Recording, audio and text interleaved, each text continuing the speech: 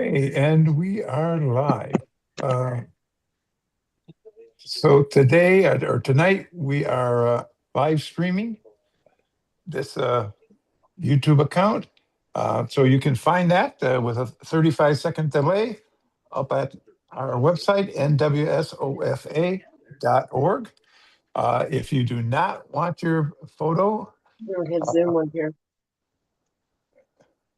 On the side.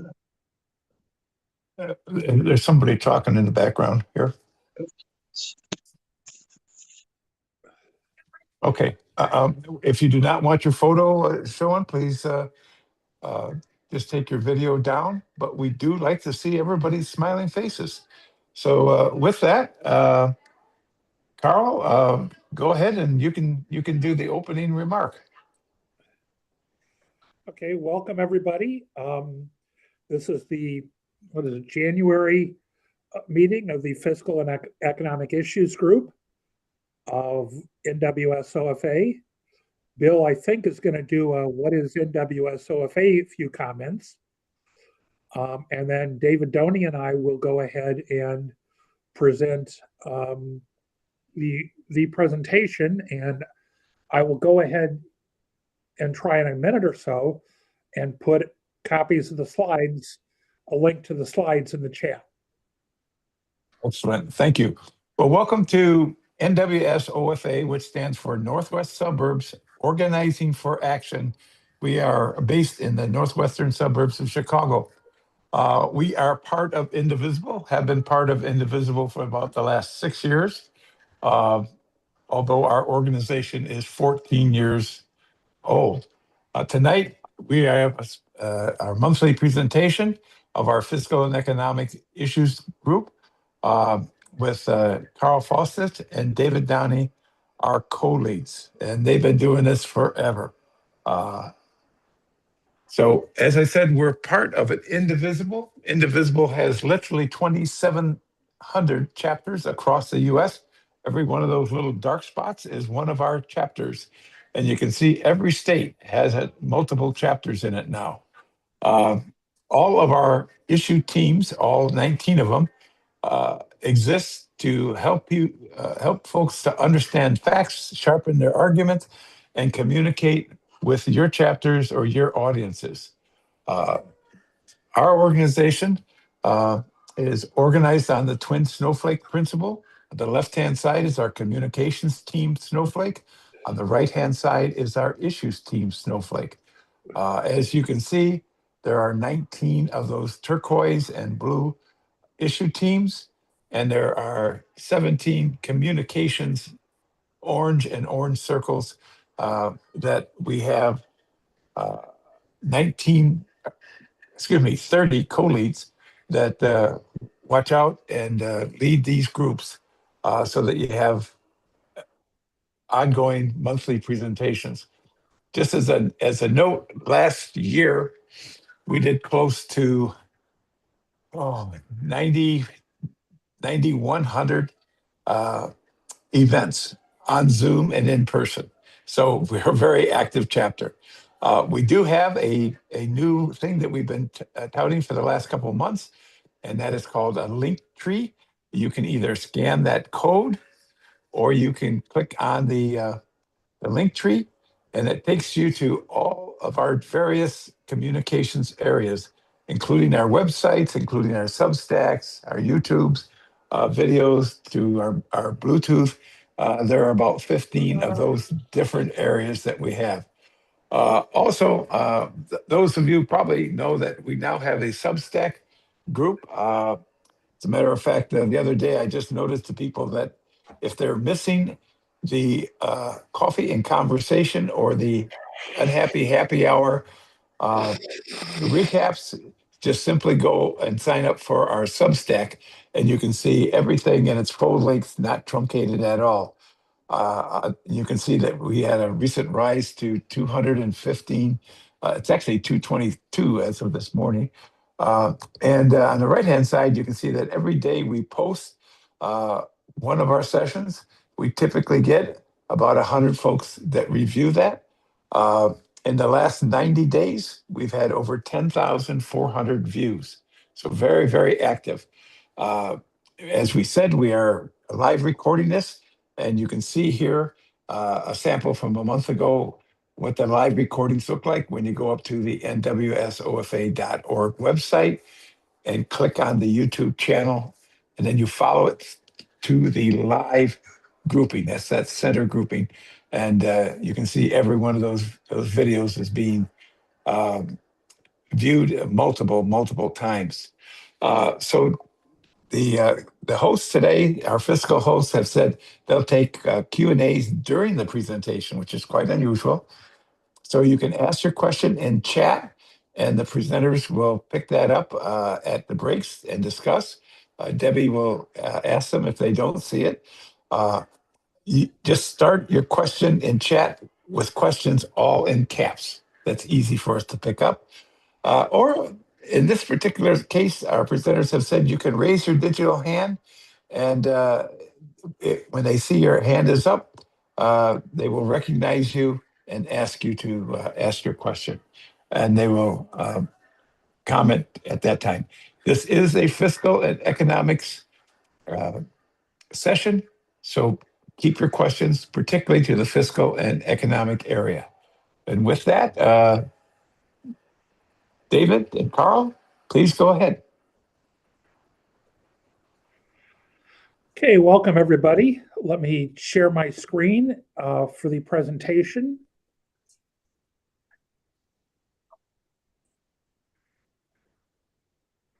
Hopefully it'll pop up in a minute.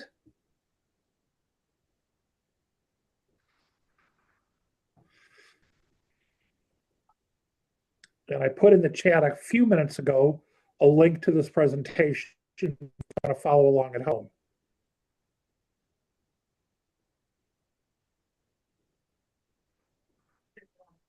Carol, the screen is now ready to be put into presentation style.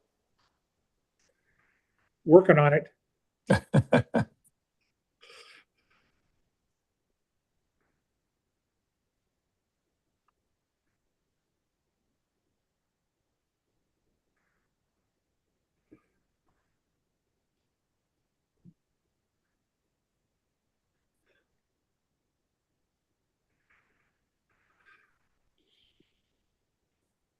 My screen says it's loading, so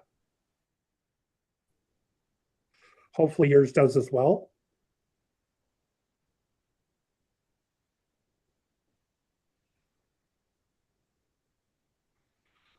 Oh, and we were doing so well with my technology tonight until now.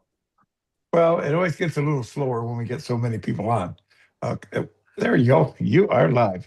Here it is. Okay. Anyhow, welcome everybody. It's the January meeting of the Fiscal and Economic Issues Group. We try to get you the facts of what's going on. And it's actually January 2026. Oops. We'll work on correcting that for later. But we try and get you the facts so you can use them to make your arguments and communicate to your audience, whether that's whatever audience that is that you're communicating with, whether it's comments on a Wall Street Journal or New York Times article, a Facebook or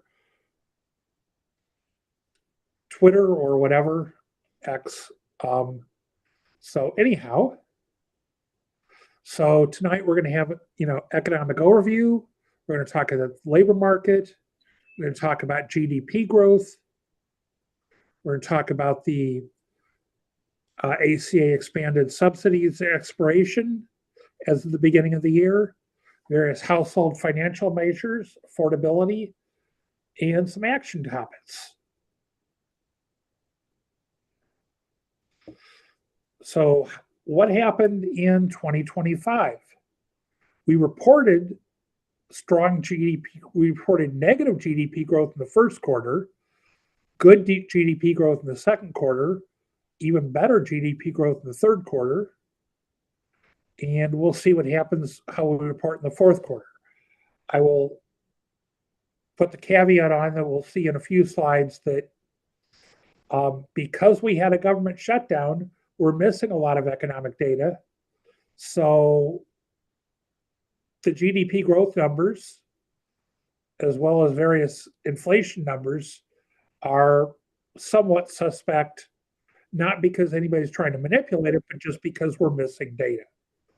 But anyhow, the wages are up 3.6% cumulatively this year through December, versus prices being up 2.7%. The stock market was up 16%, down a 1 or 2% today. We had near record real net worth for the bottom 50%, as well as other groups. And last year we had record real median income, or real median household income. Then we'll see how that goes in 2025. That's from the Census Bureau. So we tend to get the annual numbers for the year before in September. So it'll take a while to get the 2025 data. And what's not going so well? Job creation's been pretty stagnant this year. Lower demand for workers, as well as reduced labor supply due to immigration restriction, firing federal workers, and retiring boomers. There's over 600,000 more unemployed than in January of 2025 when Trump took office.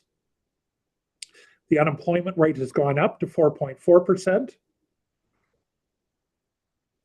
The preferred inflation measure, I think this is an August number, so it's going to take a while to get caught up on this, and this is, well, getting caught up depends upon not having another government shutdown when the current continuing resolution expires, as well as tariffs are averaging about $2,000 per household in higher taxes and prices. So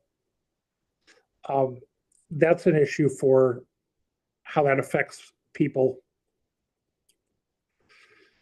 This is from the New York Times, a scorecard on Trump for what he promised versus what's delivering. And basically, about the only thing he's really delivering on is raising the stock market. And I think I give him, we've actually seen good progress on lowering gas prices since Thanksgiving. Basically, up until Thanksgiving, gas prices had not changed much during the year. They had not gone down, but they have gone down since Thanksgiving. Although I did see that the lower gas prices are going to save consumers about $11 billion this year. And the higher cost of other energy is going to raise costs, by about, in terms of electricity and natural gas and stuff, is going to raise costs by about 68 billion. So net costs are higher.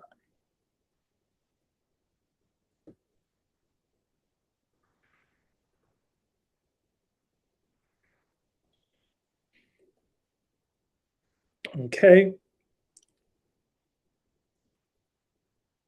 Jason Furman was asked, does he believe the GDP numbers? And he says yes.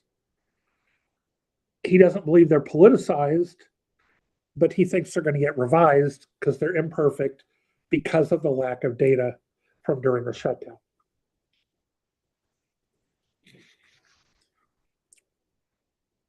On that front, I would look at the LA Times report, the article there, because it tends to talk about why the inflation numbers and the GDP numbers are suspect. I don't know, I'd call them totally worthless, but maybe they are.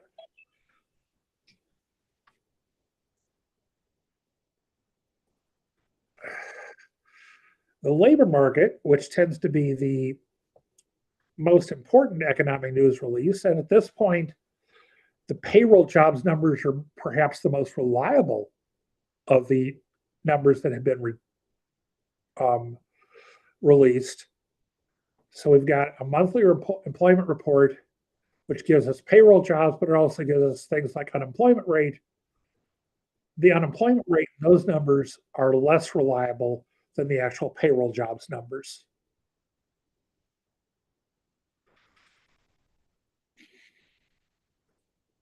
And so far this year, and I'll do this off the top of my head, we've added about 500,000 jobs since Trump took office this year. And we only lost 2.7 million jobs during his first term. So we're still down about 2.2 million jobs with Trump as president.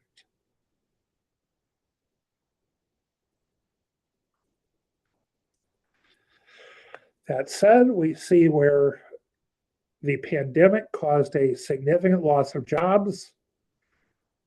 We were recovering, started the recovery during Trump's first term, continued that recovery during Biden's term. And since Trump took office and had his big tariff announcement in April, job growth has been basically flat or non-existent.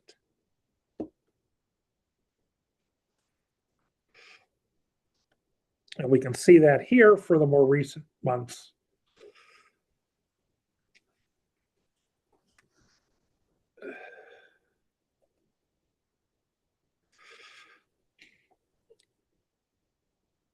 And we see where the big negative was, if you'll recall at the beginning of the year, DOGE offered a number of people that they would lose their jobs at the end of the year, but fiscal year, but that they would continue to get paid for not working until the end of the fiscal year.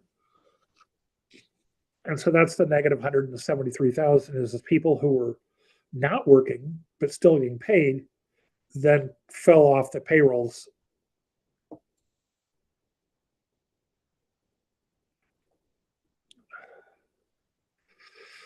And this is an indication of where jobs are being created and being lost. And Trump always tries to talk about manufacturing jobs, even though we lost manufacturing jobs during his first term, and we've lost manufacturing jobs during his second term. And we actually lost manufacturing jobs during every Republican president since World War II.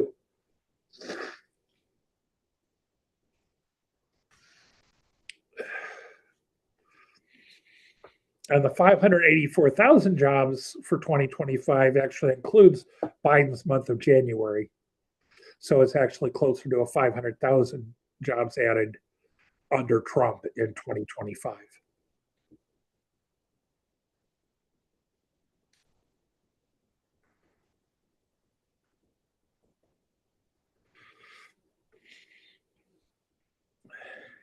And if you take the Trump's minus 57,000 jobs a month times 48 months, you'll see where I get the fact that we lost 2.7 million jobs during his first term.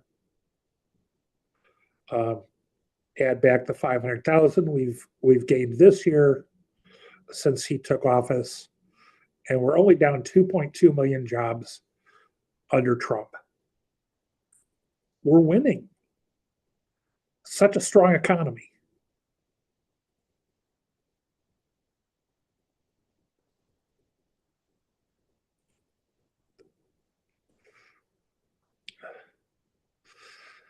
Now, the U3 unemployment rate, which is the most typically reported number for the unemployment rate, definition down in 6, an unemployed person looked for work actively in the past month, is a day of work, but did not work during that month. So it measures slack in the economy. Historical average going back to 48 is about 5.7%. We actually have relatively low unemployment currently, even though it was 4% when Trump took office, and it's 4.4% now.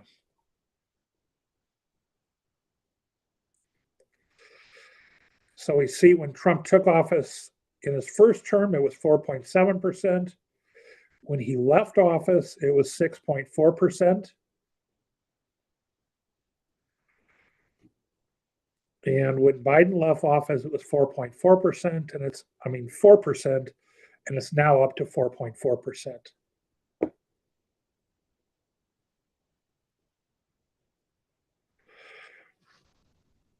And again, I'm going to tell you that because of the government shutdown, these numbers are a little bit suspect. And we probably won't have great numbers until the middle of this year.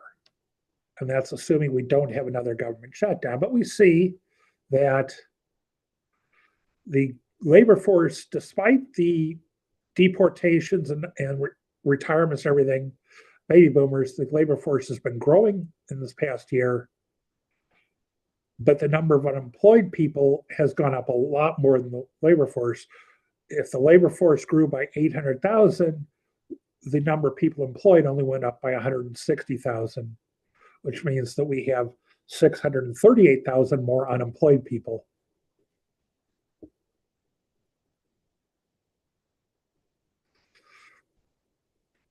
Now, one of the things, again, I'm not sure how good these numbers are, but what we want to look at is what percentage of labor force is working in the prime age or 25 to 54 category, which attempts to exclude people who are still in school, as well as people like me who are retired and not working, not looking for work.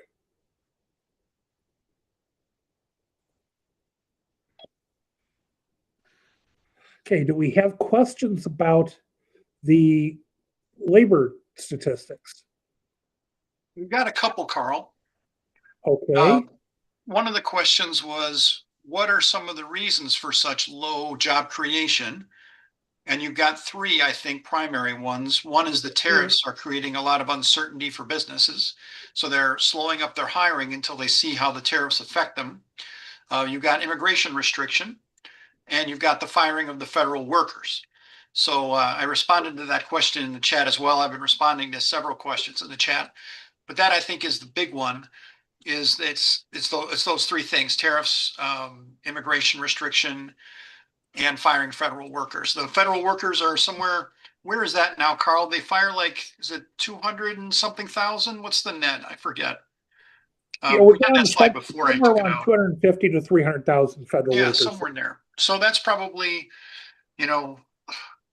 a third or a quarter of the total, worse than before. The other factors are part of it. It just, when It's a businesses sluggish get economy nervous, they under don't Trump. hire. What's that? I said it's a sluggish economy under Trump Yeah, that's from fair. a job growth standpoint. It is. Yeah, we'll talk later about how that, when we get into GDP, we'll be talking about productivity, because if you don't have hiring, but you've got strong GDP growth, you've got to be getting a lot out of all those workers. And that's very tricky to explain. It's going to be one of the important narratives of 2026 is, where's that growth coming from if there's no new workers?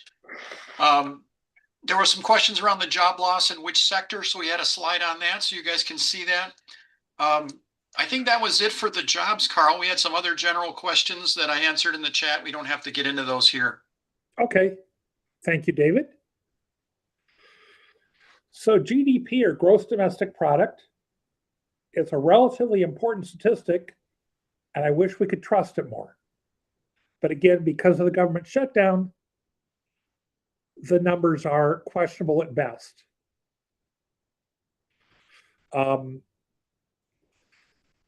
It's reported quarterly. We have gotten third quarter numbers, but we have not yet gotten fourth quarter numbers. Typically, we would get them at the end of January as the first report, and it'd be followed up twice more.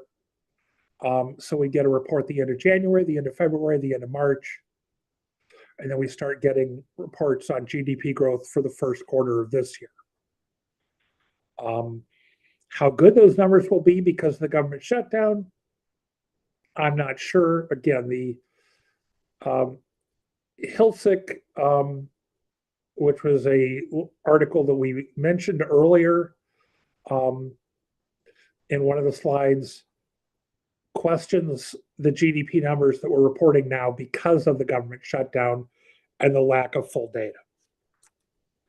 And he doesn't think we're going to get full data until the middle of this year, at which point the numbers might start being more reliable.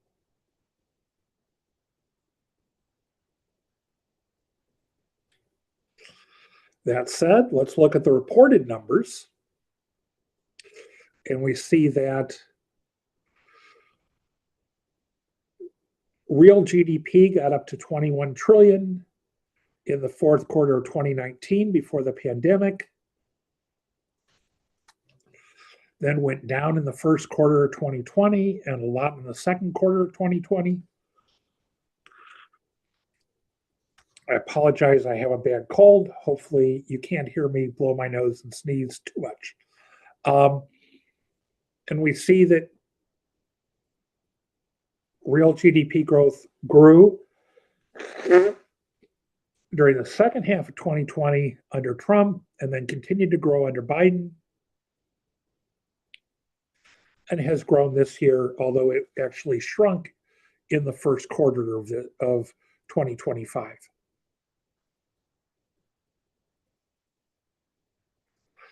And we can see that a little bit clearer here, where we see that we actually had negative real GDP growth in the first quarter of 2025.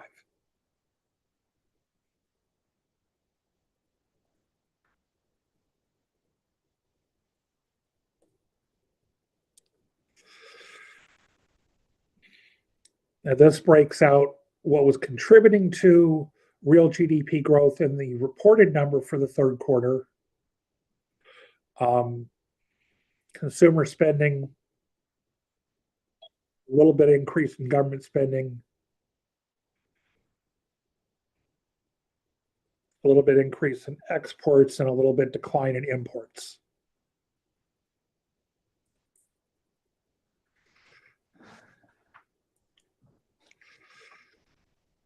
And this is just breaking those down over the various quarterly reports.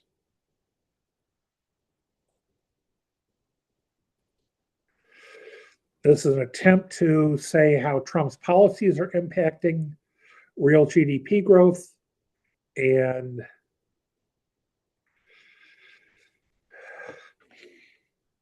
the sense is that his tariffs are going to be a drag. His tax cuts and spending increases, increase in the deficit, are going to add to real GDP growth. The stock market may, as long as it doesn't repeat today's data. And so some people are reporting 2.6 real GDP growth in 2026, which is a bit slower than we had back in 2023 and 2024, but would be solid if we actually achieve those numbers. Now, if we get in a huge trade war with our other G8 countries and our NATO allies, all bets are off. What Dave was talking about is that if GDP is growing and jobs, the number of people employed are not, then real GDP per job, per person is increasing, and there's some indication of that.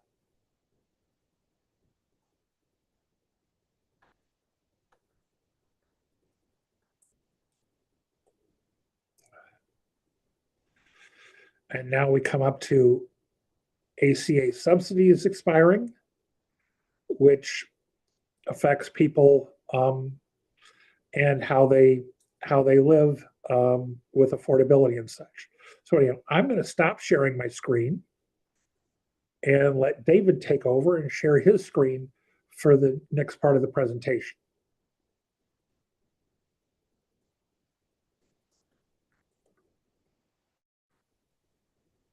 Thank you, Carl. I'm going to share here. Give me a moment. I believe that Ori just asked a question.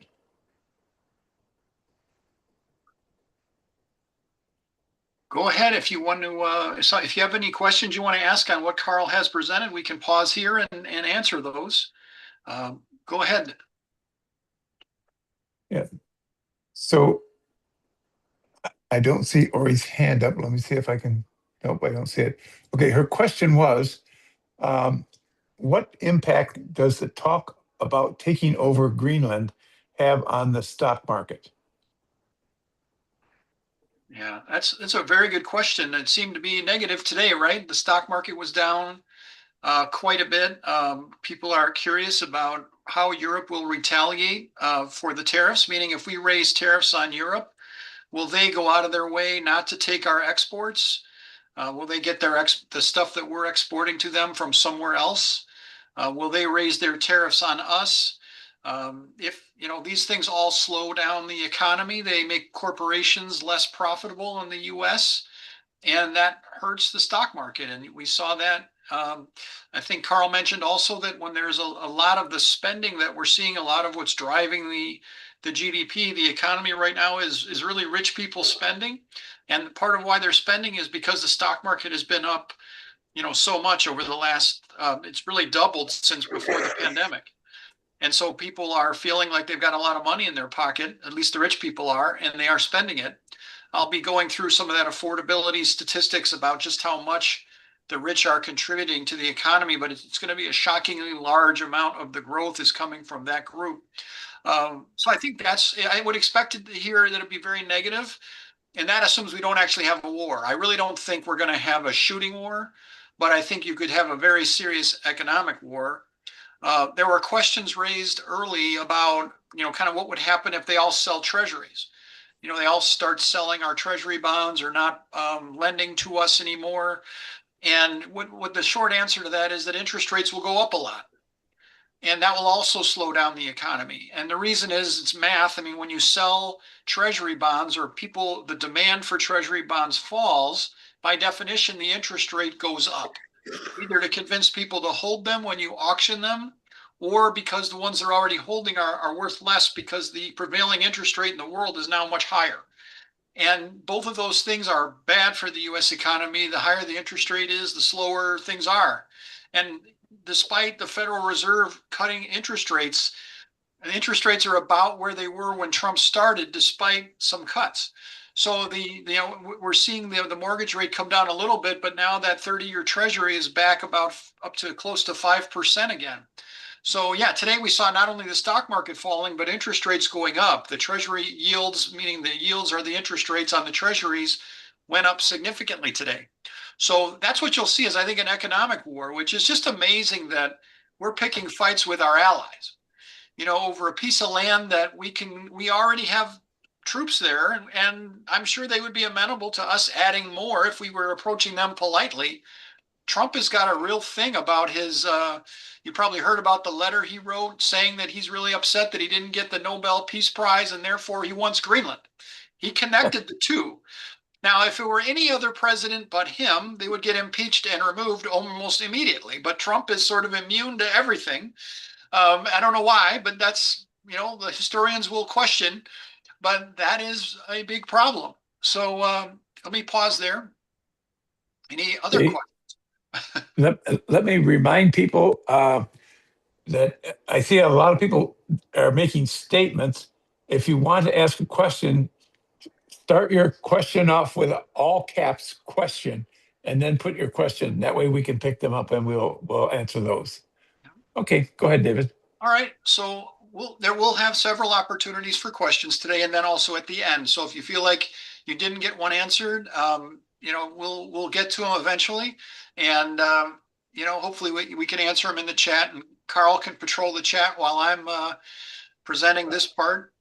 So let me do that. Can you guys all see the presentation? Let me ask Carl. Can you see it, Carl? Or I was Yes. looking at something else, so I can't. all right, Bill, can you see it? ACA Yes. subsidies up here. All right, we're good. Okay, let me proceed then. So the ACA premiums now are set to go up, and it's going to affect different groups in different ways, and I'll explain that in a minute. But on average, it's going to basically double the premiums that about 20 million people are paying out of pocket. That's sort of the bottom line, is it's basically doubling those numbers, and it affects the 20 million or so that are on the exchanges. It's not the 150 or 160 million workers that are getting their insurance through their employer. That's a different thing. This is just talking about the ACA marketplace and the 20 or so million people that get their insurance through there. These are kind of at different income levels, how much more you're going to be paying. So these are the increases for those different groups from about $400 for the lowest income people all the way up to, looks like a couple $1,000s for that 45K group. It's just a big hit to affordability for 20 million people. And it was completely avoidable by just extending the other subsidies. So there are still some subsidies, the regular subsidies that we've always had, but they were expanded. There was the eligibility was expanded and the amounts were expanded for several years during the pandemic, and now that is ended. And so people are starting to see that. And in addition to the credits going away, you're also seeing the people that are offering the insurance, assuming that people are going to drop out, and so they're raising the premium. So you get into this sort of circular, this bad cycle of people dropping out because the premiums go up, and then that causes the premiums to go up more, et cetera, et cetera. So the data is still very preliminary about how many people have dropped out. I've seen an initial number of around 1 million, but it's likely to be higher than that as they get further in. So we just have very preliminary data about the initial impact on the number of enrollees, but it was somewhere around 1 million was what I saw go through the other day. This is the number of people that are affected. I mentioned around 20 million, it's 21.4 are the people that are doing it. And because these subsidies were expanded, you saw this giant increase in the number of people that are using the ACA. It went from around 10 million people in 2018, 2019, all the way up to 21 million. It basically doubled, almost doubled. And so that's what these subsidies covered, a lot more people. We got to a record low number of uninsured, down to around 8%, which is, it was double that before, more. You used to have like 40 something million people uninsured, and now it's more like 20-ish.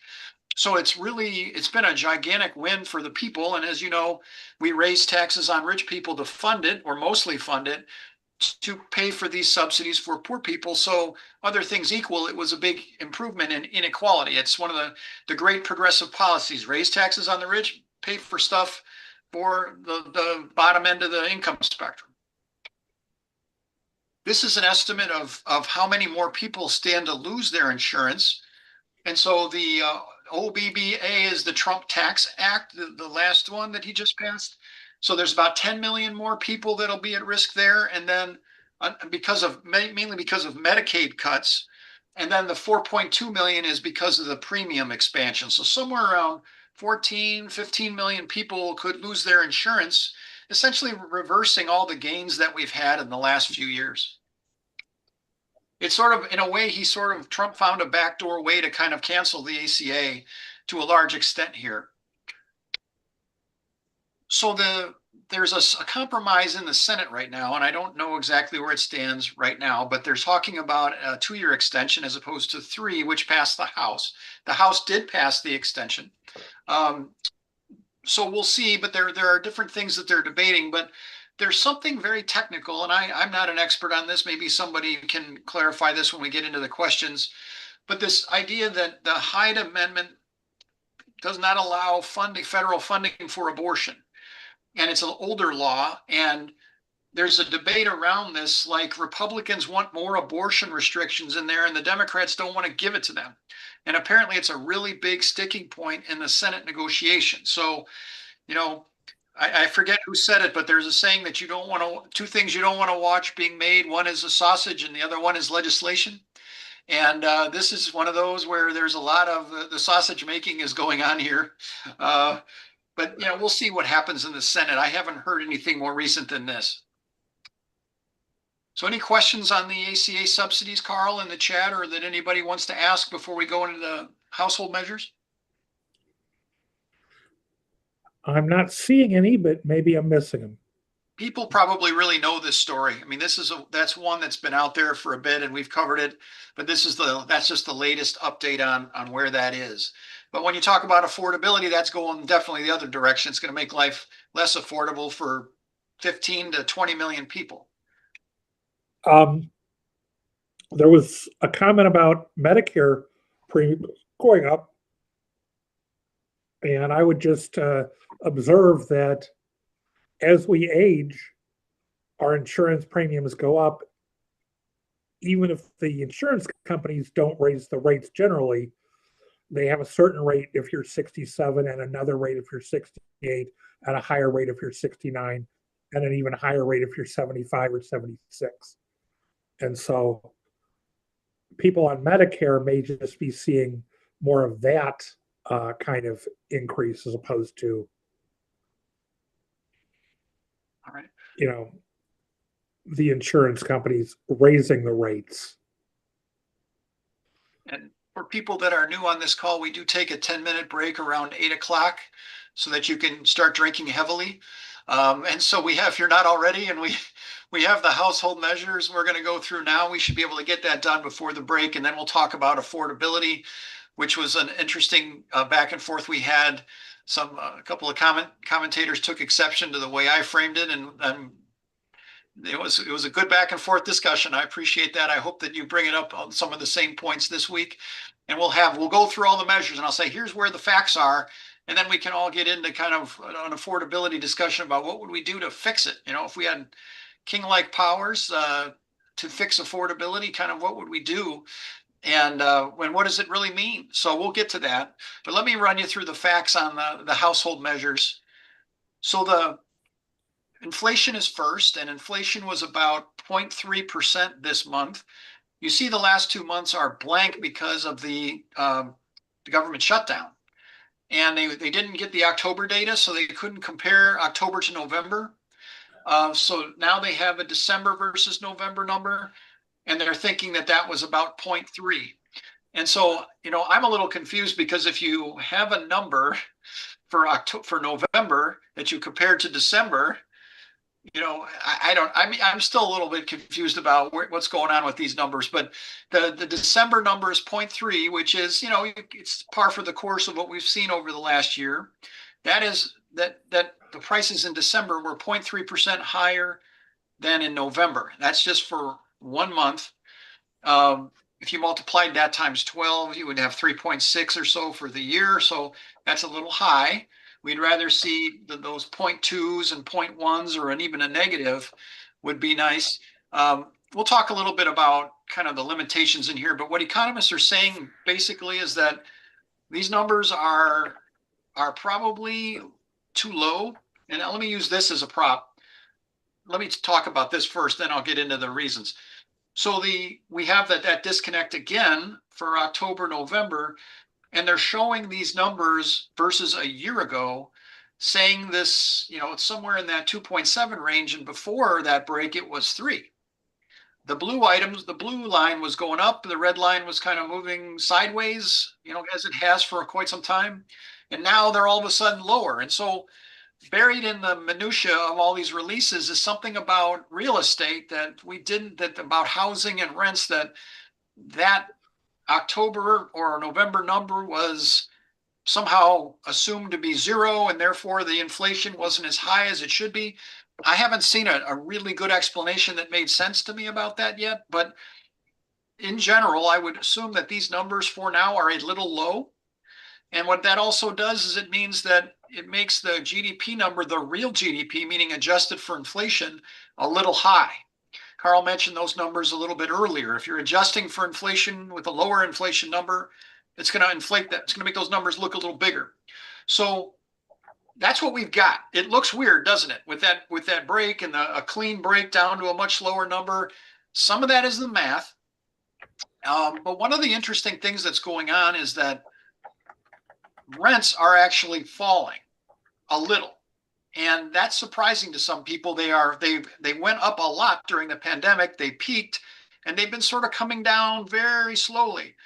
And because part of it was Biden built an enormous amount during the Biden era, we had a huge amount of rental housing built, actually. But most of that construction has finished. It's gone in, and it's affected the prices and brought them down a little. So you would almost expect to see negative inflation in the report, but that's not how they measure it. They have a much more complicated formula that blends sort of the cost of a rent today and the cost of a rental contract that people entered into a year ago. And so you get this sort of some kind of a lagging effect But it looks like rents have peaked and come down. So it doesn't shock me that inflation might be coming down a little bit, but the BLS, the Bureau of Labor Statistics that does this isn't how they do it. They would show rent as still a positive, that inflation is still, that rents are still going up. And so I don't think the number is crazy, but I think if the BLS, once they get through it, they're going to start adjusting these numbers upward a little bit. And again, this is complicated, and I don't know what's in the minds of all the BLS people, but just have a healthy dose of skepticism around this number, not because they're lying about it, but because of their methodology that they have. And they're trying to figure out how to better explain this disconnect that we had because they couldn't collect the data for a while. So here's what happened when you compare December, the breakdown of the different areas, and you had a lot of food inflation in December. 0.7 is a lot for 1 month. If you multiply that times 12, you can see that's a lot of inflation. That was a fast increase. Gasoline has fallen, it continues down. Utilities are up. 1% in 1 month is a lot. Times 12 would be 12% inflation for a year. That is a lot when the Fed's target is 2. Remember that. So that's a lot for energy services is utilities in English. So that was a lot. We are hearing recently that natural gas prices are going up. We're having a cold winter. Those of you that are in Chicago noticed that the last couple of days it was down in the 0 range. It was cold. And it's around other places too. So there's a demand for natural gas, and those prices are going up. It's seasonal. But 4.4 in a single month is enormous, right? Times 12 would be 48% inflation. That's a lot. Let's hope that doesn't continue for a year, right? And then apparel actually starting to show probably some tariffs. And then down here, the usual shelter, transportation services, medical services. These are the shelter tends to be the big one because it's weighted more heavily. Not all of these are weighted the same in the CPI number, that 2.6 or 2.7 number that we talk about versus a year ago. The shelter is weighted very heavily in there.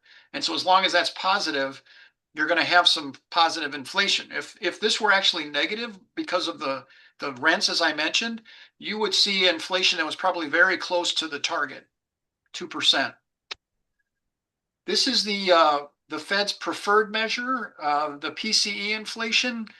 We've talked about the definitional differences in the past. You can look them up if you're curious. But one of the key things is this reflects substitution a little better, meaning if meat's expensive, you buy chicken. It does a little bit better job of that than the regular CPI, and that's why the Fed likes to use it. They think it's more representative. And those numbers are around 2.8. Both the overall and the core number. Core, remember, is excluding food and energy.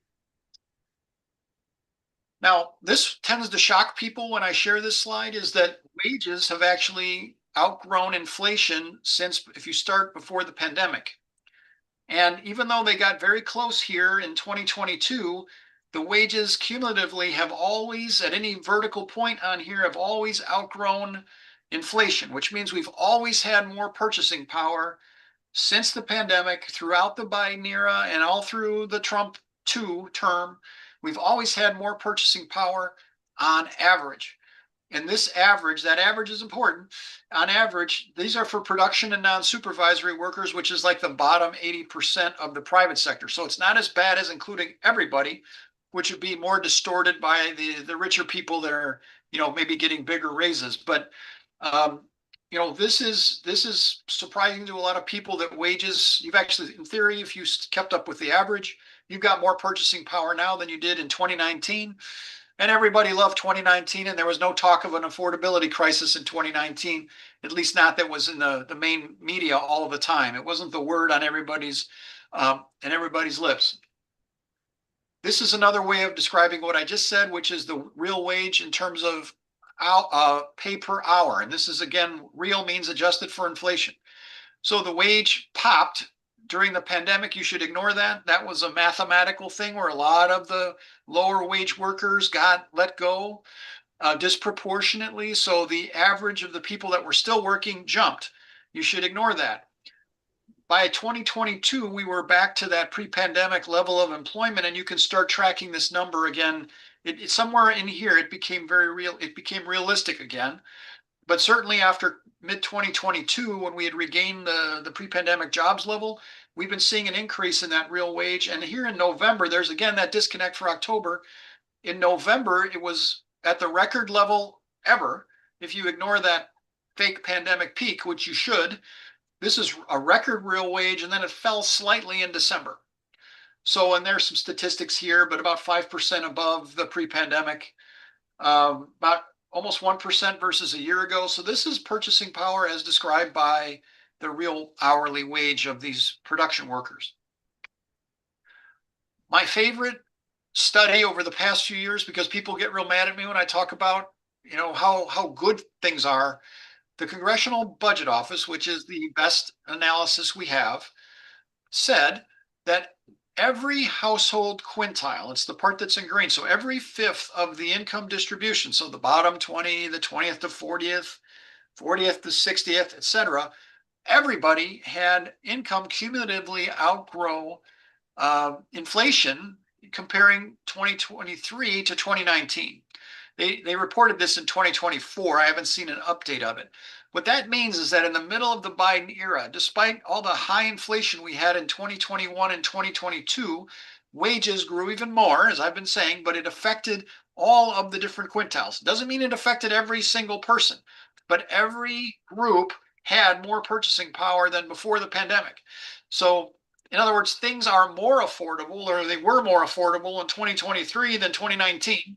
Even though we started to hear about the so-called affordability crisis.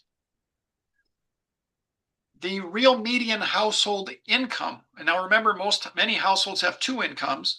The real median household income was at a record level in 2024. We get this data lagged about 9 months. You get it in September for the prior year. So we'll get 2025 in September of 2026. So it was too late to help Biden, but we had this record level of real median household income. Again, real is inflation adjusted. We never had this much income. It was slightly above 2019. Now, the stock market has done extremely well the last 3 years. Now, because of the way the math works, I'm going to use a simplifying way of saying it. If you start with $100 and you have a 50% decline in the stock market, that 100 becomes 50. To get back to 100, you need a 100% gain. So a 50% loss requires a 100% gain to offset it. And you can have fun with that math on your own if you wish, but when you see this 20% decline in 2022, that pretty much wiped out the 2021 gain. That sort of put us back to the end of 2020. We were up a couple points. 19 does not completely eliminate 26, but it's pretty close. And then the last 3 years, though, we've been styling, and the 5 and 10-year annualized average growth is around 13%, which is great. That's about what you saw with Obama, Trump's first term, Biden. And then the 5-year cumulative return through the 2nd of January was 80%. And that's 2020. When you go back to 2019, I'll show you that pretty soon. It's doubled, basically. 10-year cumulative return, 253%. So $1,000 became $3,500. So if you own stocks and the top 10% have like 90% of it, then you're styling and you have a lot of money in your pocket to spend on stuff. These are our changes since Trump started in some key measures. So stocks, this was through December, was 14.6. Now these are measured averages for the month. So the January average to the December average. That's why it's a little different from the 16 that we showed you earlier, but directionally it's very close. And after today's drop, it may be right on, but the stocks, and inflation, CPI all is down here about 2.2. So stocks, the electricity part of CPI is way up, as we talked about, the utilities, but the wages have outgrown inflation. That's really important that they have. That means purchasing power is going up. And believe me, it pains me to say that when Trump is president, but it has. Rents up 2.8, and then groceries up 1.9. So groceries had been like, 1%-ish until that 0.7 jump that we just talked to you about. And then gasoline has been good, down 5% or so, almost 6 from when Trump started. The average again in January to the average in December. So this is not a horror story by any stretch of the imagination. There's some pain in here with electricity, but hourly wages outgrowing inflation and gasoline down, those are important. This is a comparison of the last quarter of 2019, and we just got the latest net worth data through the third quarter of 2025, like hot off the presses this weekend. So the net worth of the bottom 50% group, all of those numbers you can compare to inflation at the bottom. So all of these numbers are nominal, meaning I did not adjust them for inflation. You can kind of subtract this 25% from them. But these are all, again, wages, GDP, housing prices. If you own a home, 2/3 of us do, 2/3 of households do, that's good news. The net worth of the groups, usually a blend of stocks and housing prices up. Stock market has slightly more than doubled. 100% increase is doubling. So that's a good story, at least since before the pandemic. Those of us that have been around longer and have stocks and houses have done very well over the last 6-7 years. So let me stop there and allow us to take a break. We will take questions on this and affordability. I think we're going to have an animated discussion around affordability. That'll be more of a discussion than a lecture from us, from me or Carl, because I know this is a passionate issue for a lot of people. But I wanted you to be grounded in the kind of facts that economists look at and understand that if you're hearing horror stories in the news, it is, I would argue strongly, it is not the majority of people. It is a lot of people. It is not the majority based on the data that we have. So we'll get into that in a moment. So let's take a 10-minute break. Let's come back at 8:10. Carl and I will stay on and take questions during the break if you want to ask them, or at least one of us will. But generally, hold on to that for affordability. It'll be like a cage match, like the UFC. It'll be fun. All right. Thank you, guys.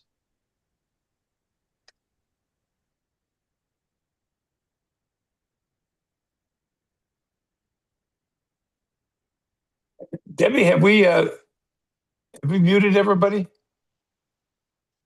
Yes, because we had all the sound before. Yeah, I see Bruce is practicing his trumpet. So, so go ahead and raise your hands. And if you want to just kind of engage or ask questions or whatever, we have a good group on today. Thank you all for being here.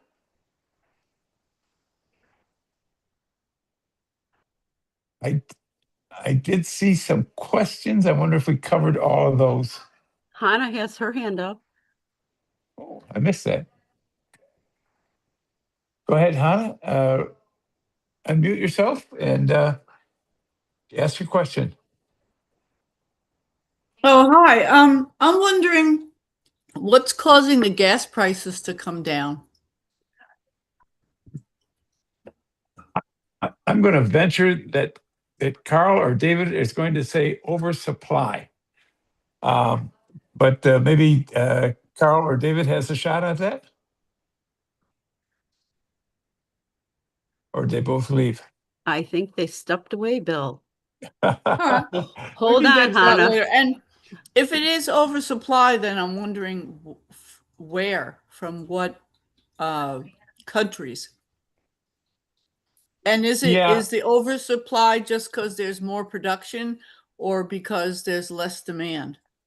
So there's a whole bunch of parts to that question when they come back. Boy, yeah, I'm gonna tap my memory for a second.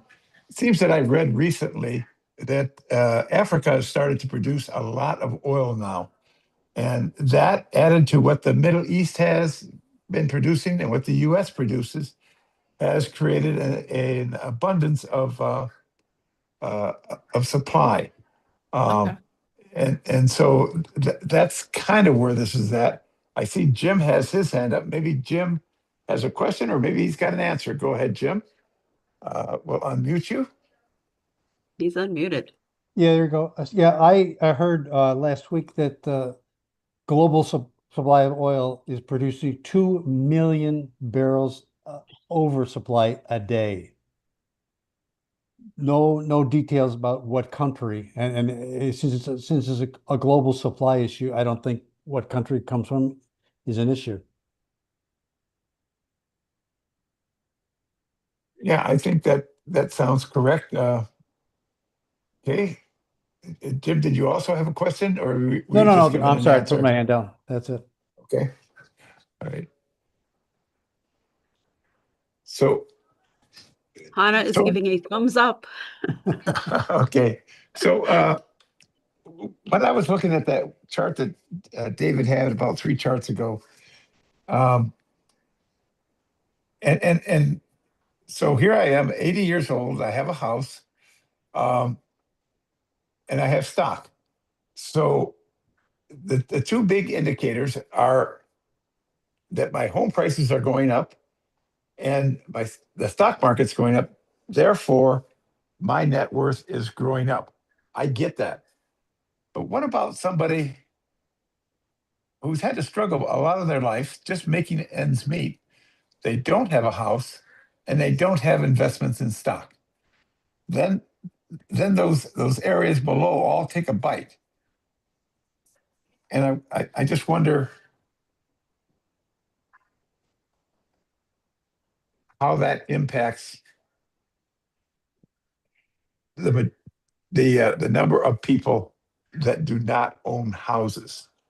And I'm actually going to ask Perplexity that question. One I thing saw there. we should work on, and I haven't done this, but I should, is trying to figure out kind of almost like a pie chart of the people in the US and where they sort of fit in on this. Like, to your point, is like, for example, 80% of elderly own the home they live in, or 80% of the elderly households, they own their home. So there's 20% of elderly that are renters, approximately. So that group, you would think, with the giant rent increases we've had and living on a sort of a fixed income, maybe if they didn't have stock during their lives, because you think if they were well-to-do, they'd own a home. That 20% is probably, the 20% of elderly is probably taking a pretty big hit, and it really feels this economy they're hurting.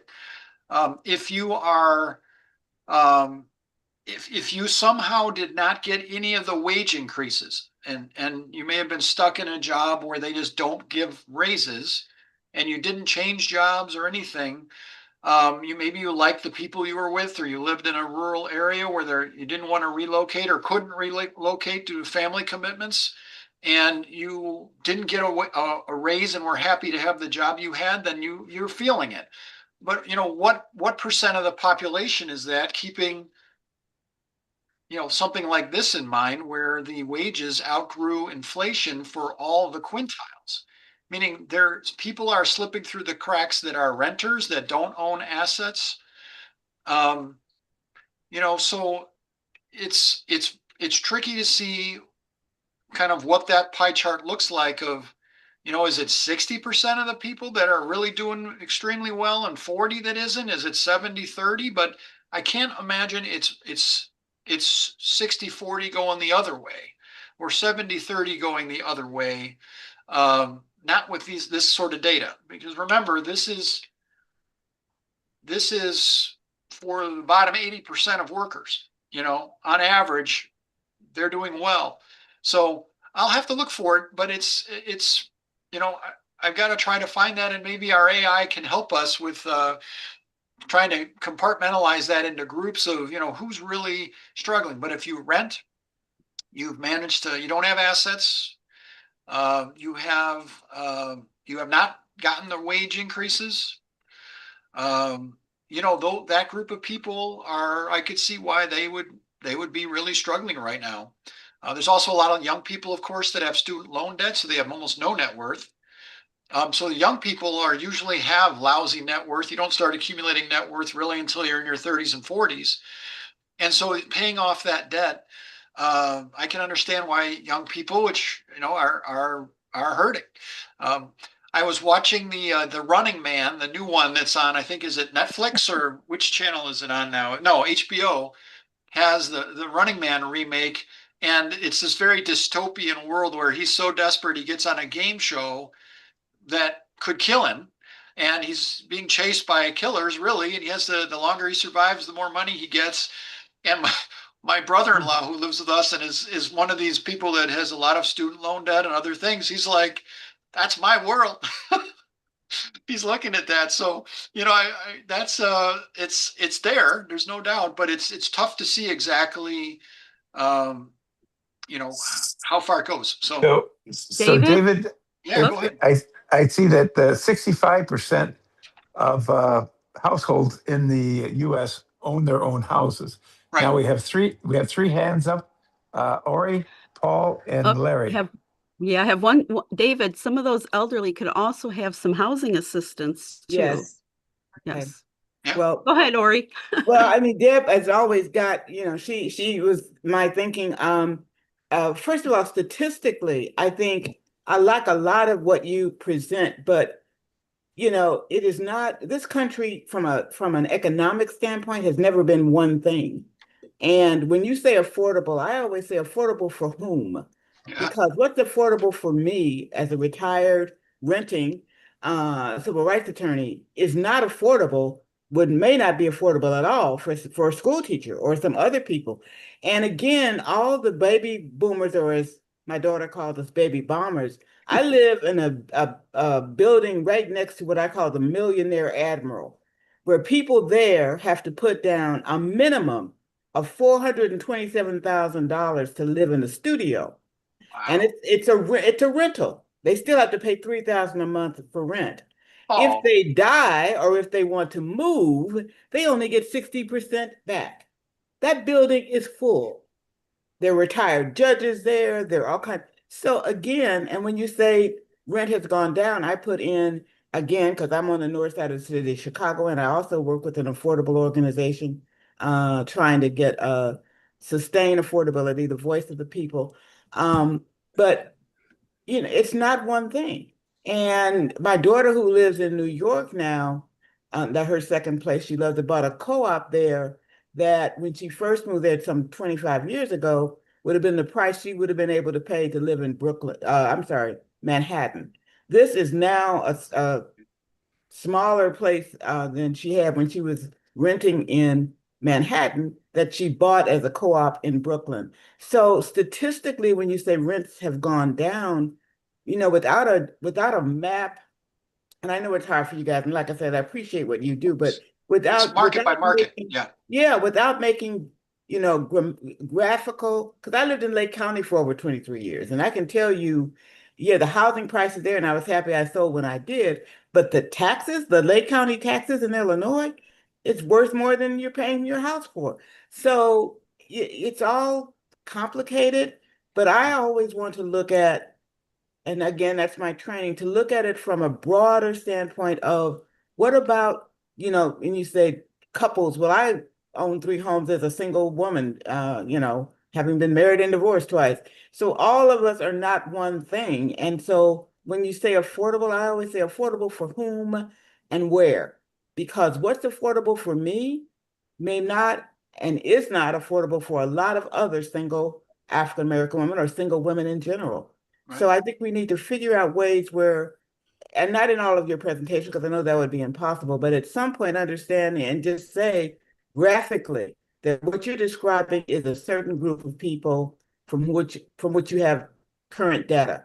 But again, when I look out and I live, like I said, right off North Lakeshore Drive in Chicago, and I look out at the homeless people there, and many of them are white men, I know that, the economy as you described it for some of us has been what you described. But for more than a lot of us, I shouldn't say more than a lot, for quite a few of us, it is not the same. And it has never quite been the same. So thank you. Those are all good points. Yep. No, that's good. We have Paul. That's what we're after for this section. We want to have this kind of discussion about it. Because there's a lot of disagreement about the different areas. It's very hard to understand kind of, you hear statistics like 60% of people live paycheck to paycheck, but when you dig into that number, it's more like 30 to 40. And then also people they often will increase their expenditure based on their income. So even rich people that you would think making $300,000 will say they live paycheck to paycheck, which is crazy. I mean, yeah, I mean, Lamborghini had its best year ever. That doesn't mean everybody gets one. I mean, geez, there's problems with all these stats, and so we try to give you a cross section of them so you can kind of start to kind of get your arms around the problem. But it's not easy to figure it out in terms of really how many people are really left behind and how many are really doing well. It's not easy at all to figure it out. Go ahead. Robin has her hand raised, Yeah. or she put it down. Okay. I think Paul, at least on my list, I have Paul, then Larry, then Rita. Yeah, David, I wasn't able to catch your whole presentation, so I don't know whether you addressed this or not. But I've always had trouble with the GDP numbers and with inflation numbers and the usual metrics that we use to measure whether we're economically doing well. Yeah. And I've actually been working on a book on this issue. And what I've done is I've come up with a quality of life index that includes 20 measures. And I think that what we're missing here is that really what people want and need and would feel, better about their lives is whether the quality of their life is improving. And we miss that with the GDP inflation numbers and affordability and all of those issues that we gloss over a lot of the more important things, which I think are the quality of life issues. Yeah. I would give as an example the quality and safety of our water, food, materials, and like soil. Soil is very important, whether that be, have toxic chemicals and things like that because we grow food in it. Yep. All of these issues are, life and death issues. They're not like superficial issues that only the rich have to worry about quality of life. This is everybody has to worry about this. Yep. And climate change, for instance, and the fact that we're destabilizing the world right now, these are issues that make everybody fearful. And what's happening in this country right now is that there's more anxiety, I think, than there was when Biden was president, for instance, because we don't know whether we're going to be accosted on the street by ICE agents. These sorts of things, these are far more important than how much money you have coming in, because the money becomes worthless, and it, when you consider your health and safety issues, and then furthermore, is the dollar is being devalued right now. How far down is that going to go? I mean, how much are we going to suffer by doing this, economy where everything is leveraged on the hopes of AI, and that it's going to have the return that is so much expected right now as reflected in the stock market. I mean, it feels very uneasy right now. And I've been reluctant to invest in the stock market simply because it's so unstable every time Trump becomes president. Because I don't know whether he's going to do something really crazy and then all of a sudden the market is going to tank. I mean, this instability, this anxiety, the quality of all of these things that we have in our life that make a difference whether we live or die, how long we live, and longevity is also going down in this country for many categories of people. So there are a lot of things that have to be considered when you consider the quality of life and, whether people are really, better off or worse off. Yeah. No, that's great. I mean, that gets at what does affordability really mean? Is that shorthand for really finances, or is it really something wider, like you mentioned, the anxiety that people feel about a variety of issues, sort of the instability of the ground they're standing on, and and you can go all day on the things that Trump is doing that are unusual and dictator-like, and it's our system it's sort of staggering under all these blows that are being struck against it. And it hasn't hit the stock market really yet. The stock market's been going up, but will it at some point? Those are all valid and great points. Yeah. Okay, I show Rita has her hand up. Go ahead, Rita. Larry has his hand up Thanks. first. Oh, I'm sorry. It's okay. Larry's hand was up first, Bill, so I don't know how you want to do it. Oh, yeah, now I see it. It just popped up. Hold on, Rita. Thank you, Larry from Columbus, Ohio, and everything's being said kind of plays into what I'm talking about. My recollection of life, of course, I'm in the renter group after many years, and my recollection is it takes about 10 years. Once you go bust, it takes you about 10 years to get back to even, or not even, but doing okay. And those periods seem to happen about every 10 years. So it's kind of like it's a harvest. They take some 10 years to harvest the bottom of the economy. Yeah. Now, and my question would be like with people in Bill's position where he has a house and stock, is he really gaining, or is he just holding even in the future? Mhm. Yeah. And the question is, what is liquid and what isn't? So while you might have gains in your house or in your stock, unless you cash them out, you don't have the cash. Exactly. Yeah. All right. So now I think we have Rita. Can we agree on Rita? Rita's going to talk regardless, so let her go. Let her go. Go ahead, Rita. Unmute, please. Okay, I've unmuted. How's that? You're Thanks. you're going to really beat yourself up for doing that, My question has to do with Social Security based on the 15-year tracing of raises in wages and the pooling of the Social Security trust. So, of course, those of us who collect Social Security have been browbeaten with it's only good for 5 more years. And I'm thinking in 5 more years, I'll be turning 80 and I'll need it more than ever. Yeah. However, juxtaposed to what you're showing on wage gains and wage accumulations that are still going up, what impact is that having on the Social Security trust? Yeah. No, that's a good question. I will look into the wage piece of it. So that just to back up, and many of you know this story, but I'll repeat it for this, is that if somewhere in the early 2030s, and the year varies, 2032, 2033, 2031, somewhere in there, Social Security is going to get cut around 20%, a little more than 20%, because the trust fund will have run out. And all the money that's ever been collected from Social Security goes into the trust fund. And then when it's paid out, it goes out of the trust fund. You will always have whatever is coming in payroll taxes will always be paid for Social Security under the current law. That's how it's set up. So if money's coming in, it's going to go and get paid. But what's happening is after 2030 or so, right now, what you're getting is you're getting that money plus a little bit of the Social Security trust fund. When the trust fund runs out, then you're only getting those payroll tax revenues every year.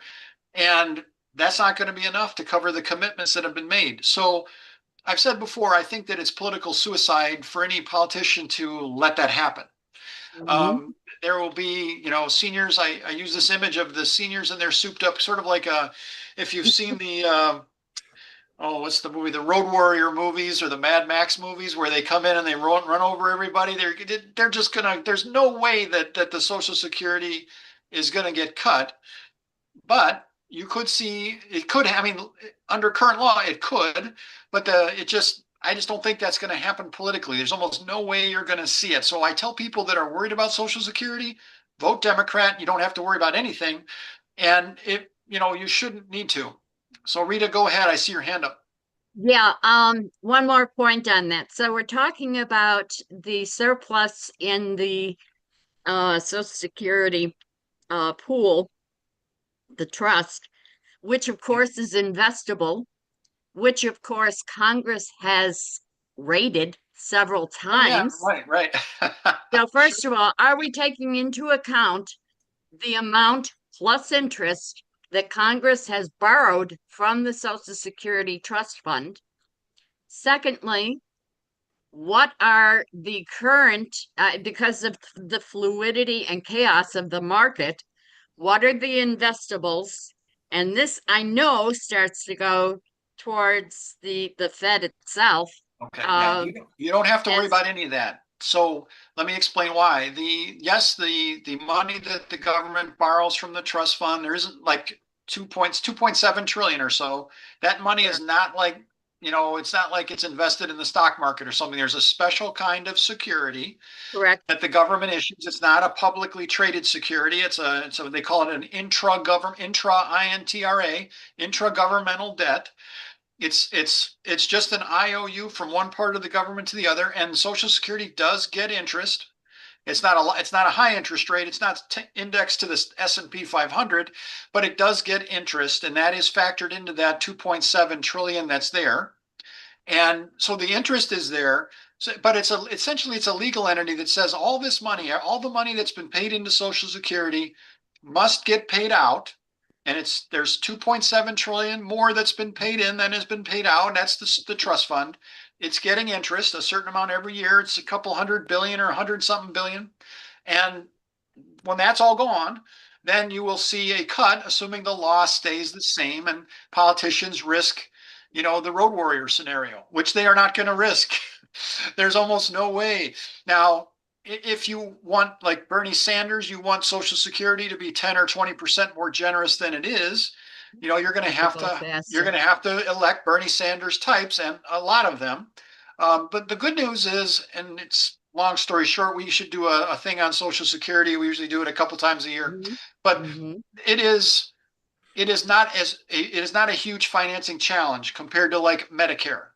It is, you remove the tax cap, for example, that only hits people making like over 185 grand and only on the money over that. And that covers like 60% of the shortfall. It used to be a lot more. Like 10 years ago, probably some of you remember it was all of it. If you just did that, you'd be fine. But now it's about 60%. So you'd still have to raise taxes on somebody to cover the rest of it, assuming you don't just deficit finance it. We could change the law, kind of like Medicare, where some of Medicare is paid by the payroll tax and some of it is paid from general funds. You could do that with Social Security and not worry about taxing anybody. You could just do that. So it's just a question of how they choose to finance it. And I've showed you guys charts before. The net worth in the United States, the household net worth is about $170 trillion. And the national debt is 38, 170 versus 38. And the top 10% have 120 trillion of that. You don't even have to tax the bottom 90 to cover pretty much the Bernie Sanders wish list. So this is the media covers that. There's so much noise from the right wing on that everybody thinks we've got a spending problem, not a revenue problem. There's plenty of money out there that the rich have to cover the wish list. So that's why I think that if somebody were crazy enough to cut Social Security and risk the road warrior senior scenario, there's just no way. So I tell people that are seniors that vote Democrat, make sure you're going to be fine. But I can't see it really coming to fruition. I know people are scared about it, and I don't blame them, but they shouldn't be. I just can't see where that scenario could come to pass, where we truly don't pay for it. I just can't see it. And those numbers get cut. There's just no way. Thank you. And if you would please schedule a Social Security update. Yeah. All right. Going back to your wonderful original slides on it question that we about- drag out of retirement every now and then, an update. So we'll do that. All right. Next question. Robin is up. Hey, yeah, I guess you guys didn't see two of my questions here. Why this? I have two questions on it, okay? What are the reason for doubling house prices? That's crazy. And second question is, why stock market is so high? Is it? I really actually I don't really deal with my finances. I'm just trying to learn. It's my husband. No, these are good fundamental questions. And Carl can chime in here too.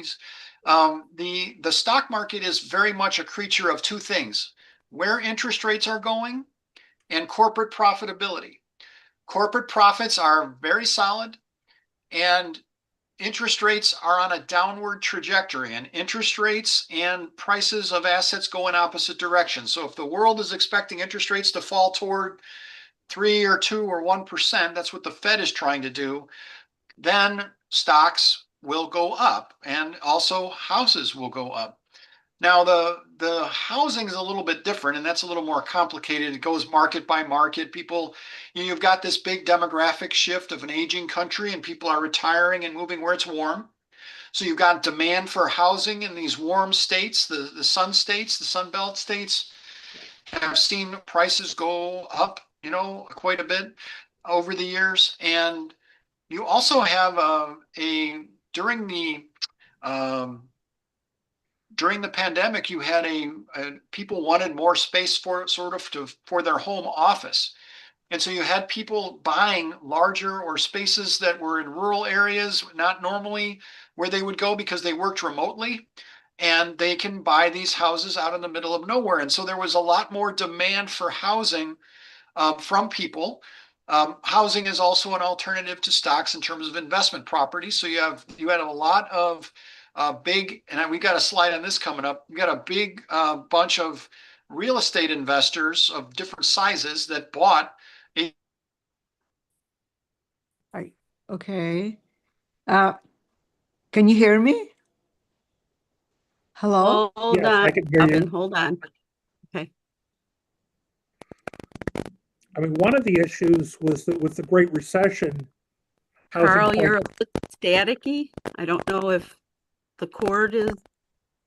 I lost you guys for a second, the connection. Can you hear me? Yes, Yeah. we can hear Okay. you now. Oh, yeah, you Yeah, did. I don't know what happened. So if it does, I have a backup modem here I will connect to. But so I think you heard most of my spiel on the stocks and the housing. Housing prices have been coming down for a couple of years. They peaked in 2022. We'll see what happens. And then depending on this trade war thing that happens, if interest rates go up, despite what the Fed is trying to do, that will be reflected in the stock market. And we saw that today. Interest rates jumped and the stock market fell quite a bit. So we may see more of that if interest rates are perceived to be going up and the Fed is unable to control them. You're also seeing attacks on the Federal Reserve.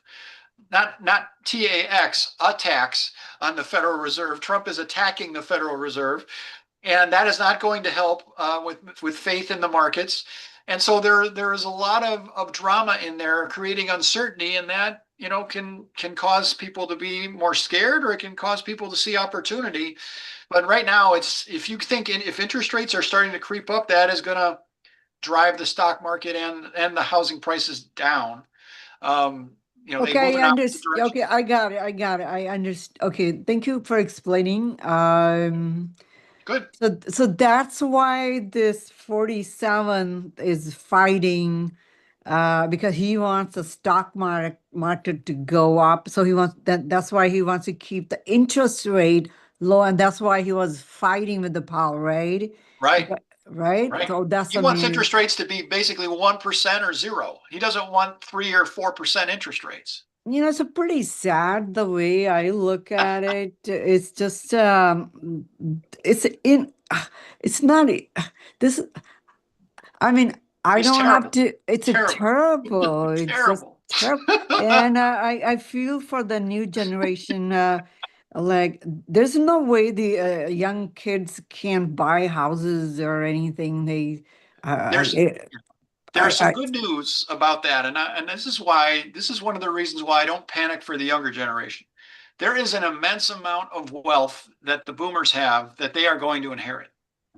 And it's going to be the largest inheritance that's ever passed from one generation to the next. And the estate tax has been, defanged considerably. And so, like the state of Illinois, you got to inherit more than like 4 million before, or the estate has to be over 4 million before there's any kind of tax that's applied to it, and only on the amount over 4. I mean, it's like you can drop an enormous amount to your heirs. But that's David. So David, it's coming. I'm a boomer, okay? My husband and we are boomer, okay? Of course, our children will inherit, but after we die, we will not die another 20 years. Right.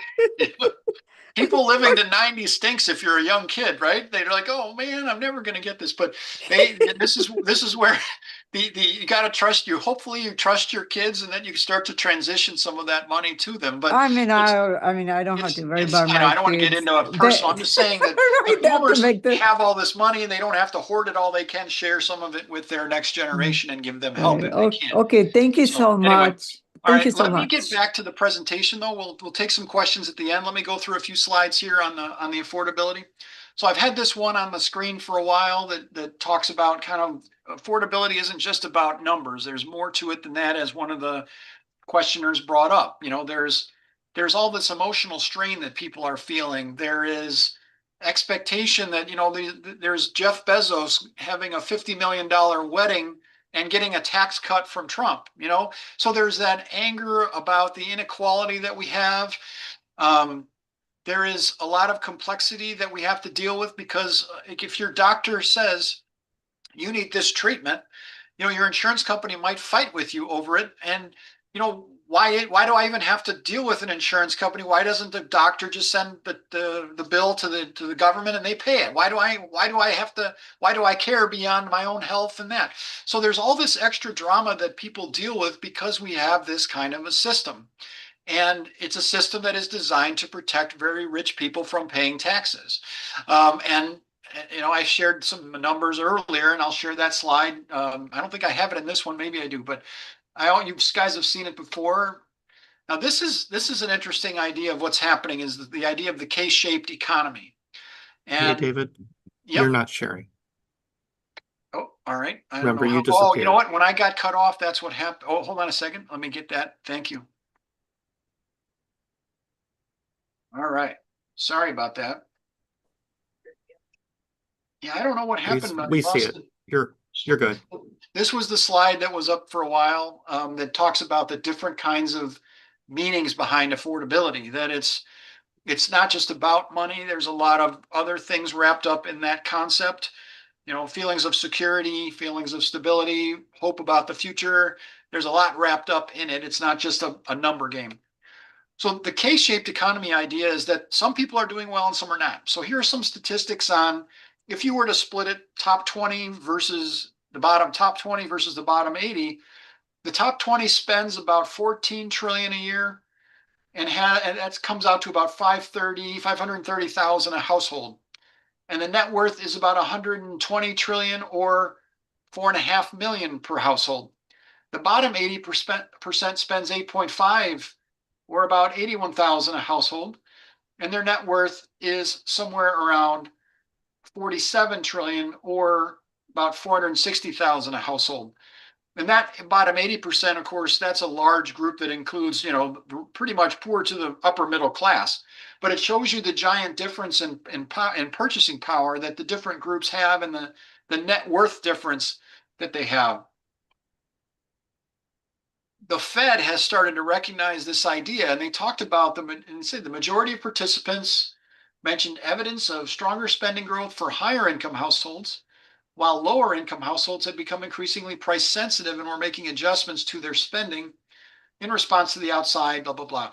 So but they don't give you a pie chart that tells you exactly what that breakdown is. You know, that's still, you have to figure that out. But they're acknowledging the idea of the K-shaped economy. This is an older CBO chart, but these numbers don't change quickly. The top 1% gets about, sorry, the top 20% gets about 50% of the income. And so it's logical that they would do about 50% of the spending.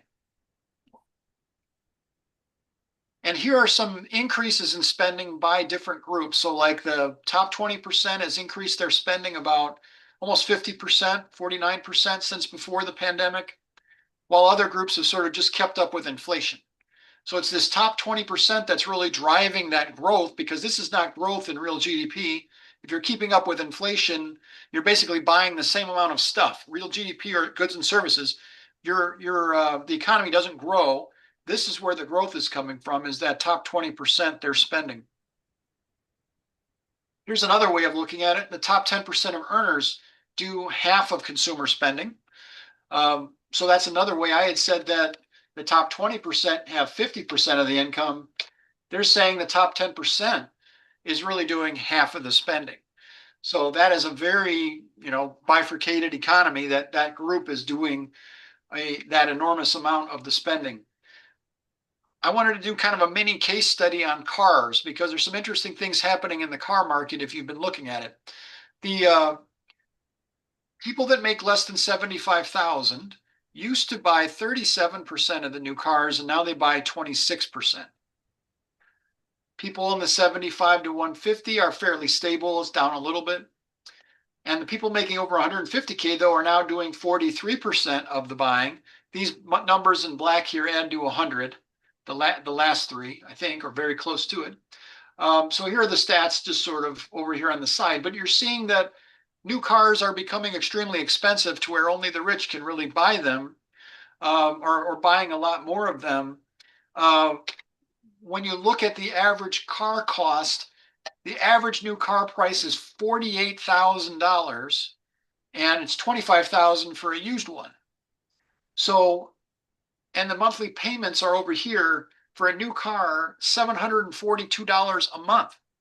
For 5 years that people are spending that. It's almost impossible to build your net worth when you're spending that much on a car. You hear people buying $80,000 trucks, and it's like, well, why are you buying an $80,000 truck? But second is, no wonder you can't save anything or build any net worth because you have a depreciating asset that you spent 80 grand on. There are a few people that need it for their work, but most people driving those giant trucks do not need them. And so this gives you a sense of the amount of money that people are spending on their cars, which is enormous. So what would progressives say we should do? And the basic strategy is pretty simple. You raise taxes on rich people and you pay for stuff for everybody else. Kind of like the Affordable Care Act. It raises taxes on rich people, the top 1% or 2%, and pays for subsidies for mostly people in the bottom 50, but in the bottom 20, particularly bottom 40. So all the different things that government can do, and a lot of it they did during the pandemic, direct payments for stuff. In this case, Medicare for All are paying for college tuition, expanding the ACA subsidies, student loan forgiveness, tax cuts for the middle class. Usually the way Democrats do that is through credits. So like the child tax credit, which was expanded, then ended, expand that again. More generous Social Security, higher minimum wage. Now, one thing about the minimum wage, even though that's a really big deal to progressives, because a lot of states have raised the minimum wage way beyond the federal, there aren't that many people that get the federal minimum anymore. It's a shockingly low number. It's like 1 million or something. It's very low compared to what the 160 million people that are working. Doesn't mean it's a bad idea. It's just that's not one where you want to spend an enormous amount of your resource on getting that done, because 30 states plus have raised that amount. And then, as Kamala Harris talked about, first-time mortgage assistance for that first-time home buyer, give them $25,000 to give them a boost. So these are different things that progressives would talk about. And then when you talk about kind of the private sector of what they can do, lowering the price level is not realistic. I've said it before, the prices have fallen in 3 years since 1948 overall. Only 3 years. The largest drop was 1% in 1949. Prices falling isn't a thing. Trump promised it would happen. It can happen in particular things like eggs or gas, but it's not going to happen overall. Corporations can pay higher wages. They can make bigger contributions to 401ks. They can make a higher contribution to health insurance, and they can do more generous paid leave, but we can't make them do this. Generally with laws, you can give them incentives, but they make the call. But the government can do all the things at the top, and that's a realistic solution for, maybe not politically realistic right now, but it's a way to solve the problem. Now, when you do subsidize things, there initially will be price increases, and that's why you have to make sure that you expand the supply as well. So whether you're building housing or other things to help. But this is the basic strategy of how you deal with affordability. When people talk about we got to get the prices down, it just doesn't happen. It just isn't realistic over the long run, prices just don't fall. Now, what Trump is proposing, we've given our 2 cents to what he's done because he is our president. We will look at it. He has passed the Tax Act, so most people on this call are going to get a benefit from this. We always complain about it because it's not fair and that the richer people will get a larger percentage and they don't need one anyway. But everybody's going to get some more money in their pockets. So tax cuts are definitely a way of addressing affordability. The tariffs are going the other way. That makes things more expensive. Somewhere, I see different estimates, but somewhere between $1,500 to $3,000 of more expense because of tariffs. And you can think of that as even if the Supreme Court overturns that, even if it managed to reverse all of it, prices probably wouldn't fall because they already are up and prices don't fall. People are not going to go, oh, well, the tariff's gone and therefore I'm going to drop my prices 10%. It just doesn't work like that. They will leave their prices. Prices are sticky. So don't count on the Supreme Court to really give us help, even if they make him, and also if you've heard Trump talking, if they end the tariffs in one area, he's going to move them into another. And in all fairness, I hate to draw an analogy between the two, but when Biden was blocked from his main approach, the executive order on student loan forgiveness, he used other authorities he could find to try to forgive student loans. Trump is going to do the same thing with other kinds of authorities for tariffs, but either way, they weren't going to fall. Or prices weren't going to fall. Mortgage bond purchases to lower mortgage rates. He did some of that, and there were slightly lower rates for a little while. That's probably been reversed now by what he just did with Greenland. The proposals for restricting home ownership, lowering interest rates on credit cards, that's going to require legislation. So he's called for that, but that is not something that's actually happened. The accounts for kids is an interesting idea. I'll show you a little bit on that. So here's tariffs. The revenue in 2025 from tariffs were $264 billion. It's way higher than the 79 in 2025. $264 billion is about 2,000 a household. And so that's the math from zero. If I cut this, if it was 200 billion, approximately a little less, this number wouldn't be quite that high. I've seen other estimates that are even more. But a lot of this tariff revenue we're getting is also because he raised the tariffs in 2018. So you could say a lot of this is due to Trump raising these costs, and they're unlikely to ever be reversed. This is actually in Fox Business, but they're quoting a Goldman Sachs study that shows basically that inflation, let's see, as a result, blah, blah, blah, core PC inflation was at 3% around year end.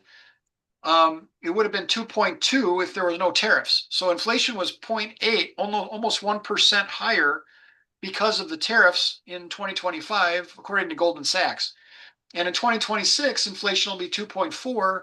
It would have been 2.0 without tariffs. So both years we're getting a hit. We're seeing prices increasing faster than they would have otherwise. 0.8 is that difference, 3 and 2. So that's 0.8, and then 2.4 and 2, that's 0.4. So prices about 1% higher than they would have been otherwise. What used to cost $100 is now 101. The mortgage rate has been coming down. This may be reversing shortly. We will see. But when Trump started, it was somewhere, where were we? Somewhere in here, somewhere around 6.6, and now it's about 6.1. So there's been some relief there. Just remember that while people always talk about inflation as a boogeyman, that everybody suffers because of inflation. If you owned a house before the pandemic and were paying 2, 3, 4% interest, 2 or 3, more like 3% interest in fixed payments for 30 years, and your wages have gone up 30%, you're paying that off with 30% more wage. That is a huge win for you. You are finding that very affordable to pay that mortgage compared to where you were. And this is the US government benefits from this as well. It helps pay down debt with cheaper dollars.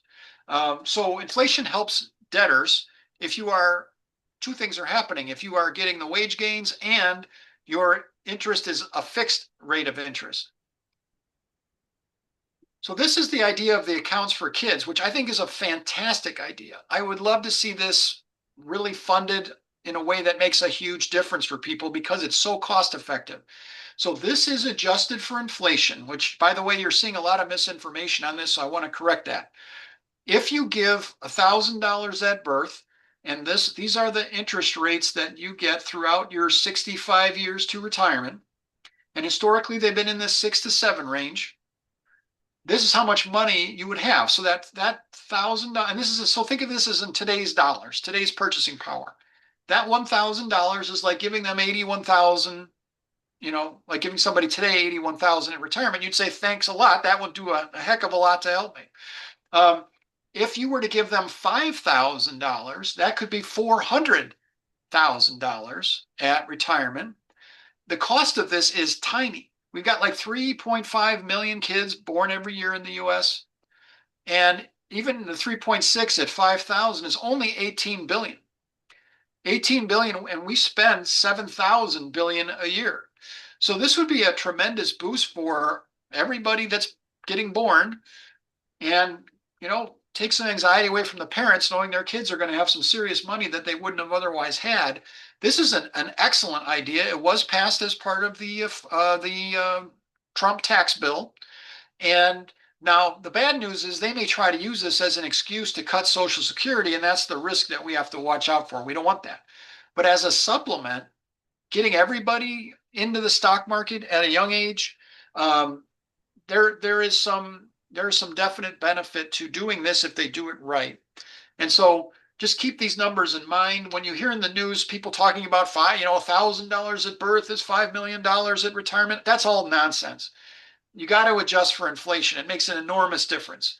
And this is though, apples to apples. If I told you that this benefit would give you 400,000 in today's dollars, you'd be like, that's a lot of money. So that's what this offers you. Those 65 periods of compounding is a huge win. So I joke that Trump has had 3 good ideas: banning bump stocks, this one, and there's one other that escapes me right now. But this is, of all his ideas, I like these 3. When we talk about housing a little bit, there was this talk about banning investors from buying houses, which I also think is a great idea. You saw a lot of people that didn't like the idea, a lot of traditional conservatives saying that's a bad idea. It's only 1% of the home ownership, blah, blah, blah. They're owned by big corporations. Nationally, yes, but because people live all through all these places, but when you look at big metro areas, like Atlanta's the worst, like 25% of the housing, single family rental market is owned by investors that own over 1,000 homes. So this is a GAO study, so it's very good information. So there are certain markets where this is a big problem, where these costs are way higher than they would be otherwise if these investors didn't own and be able to sort of price fix in those markets. I mean, so what you would want to do is, if you were the governor of Georgia, you'd want to go in and be like, not anymore, buddy, you got to sell this stuff. So I don't know how far Trump's going to get with this, because I think this one requires legislation and may run into state laws and other things. But this is another good idea that progressives had too, is stop corporations, big investors, from owning single family rental homes. If they're going to own an apartment complex with 10 buildings, that's one thing. But when it comes to single family homes, I mean, why? Forget it. So let me stop there. Let's open it back up for questions again on any subject we've covered. Have at it. James, if you can unmute. There you Hi, go. I'm James from Chicago. Right now I'm in Florida, but anyway. Lucky you. Anyway, one of the things that you talk about affordability, there's a lot of people who are older that are living in like condos that are running into an issue because they having to put in money for repairs and condo fees that they don't have. So that's an issue. Plus, one of the things that could make more housing available would be to open up Fannie Mae and Freddie Mac to the fact that they could start lending into condos again. That would make a huge difference. I mean, they'd have to watch what they do because that's where they lost all their money. But now you have to have 20 to 25% to get a loan, a standard loan to buy a condo. And if you got that down to 10%, that would make a big difference, or maybe 8% or 5%. That would make a huge difference. So that's a real affordability thing. And the young kids could get into buying something rather than renting. And the number of apartment buildings they're building is just astronomical. And to have kids only have the ability to rent is really tough. Yeah. No, great ideas. I bet Fannie and Freddie could do a lot more if we empowered them to do it. Yeah. Mm-hmm. Okay. Yeah, I agree. And especially getting rid of the corporate landlords. That'd be a big boom to the housing market, forcing them to get rid of all the houses that they bought during the they supposedly lost money on the way down, but they made it on the way back up. Yeah. You know? Oh yeah. Yeah, no doubt. I mean, I used to work for those people. Don't tell anybody. It's a secret. Yeah. That's right. Good.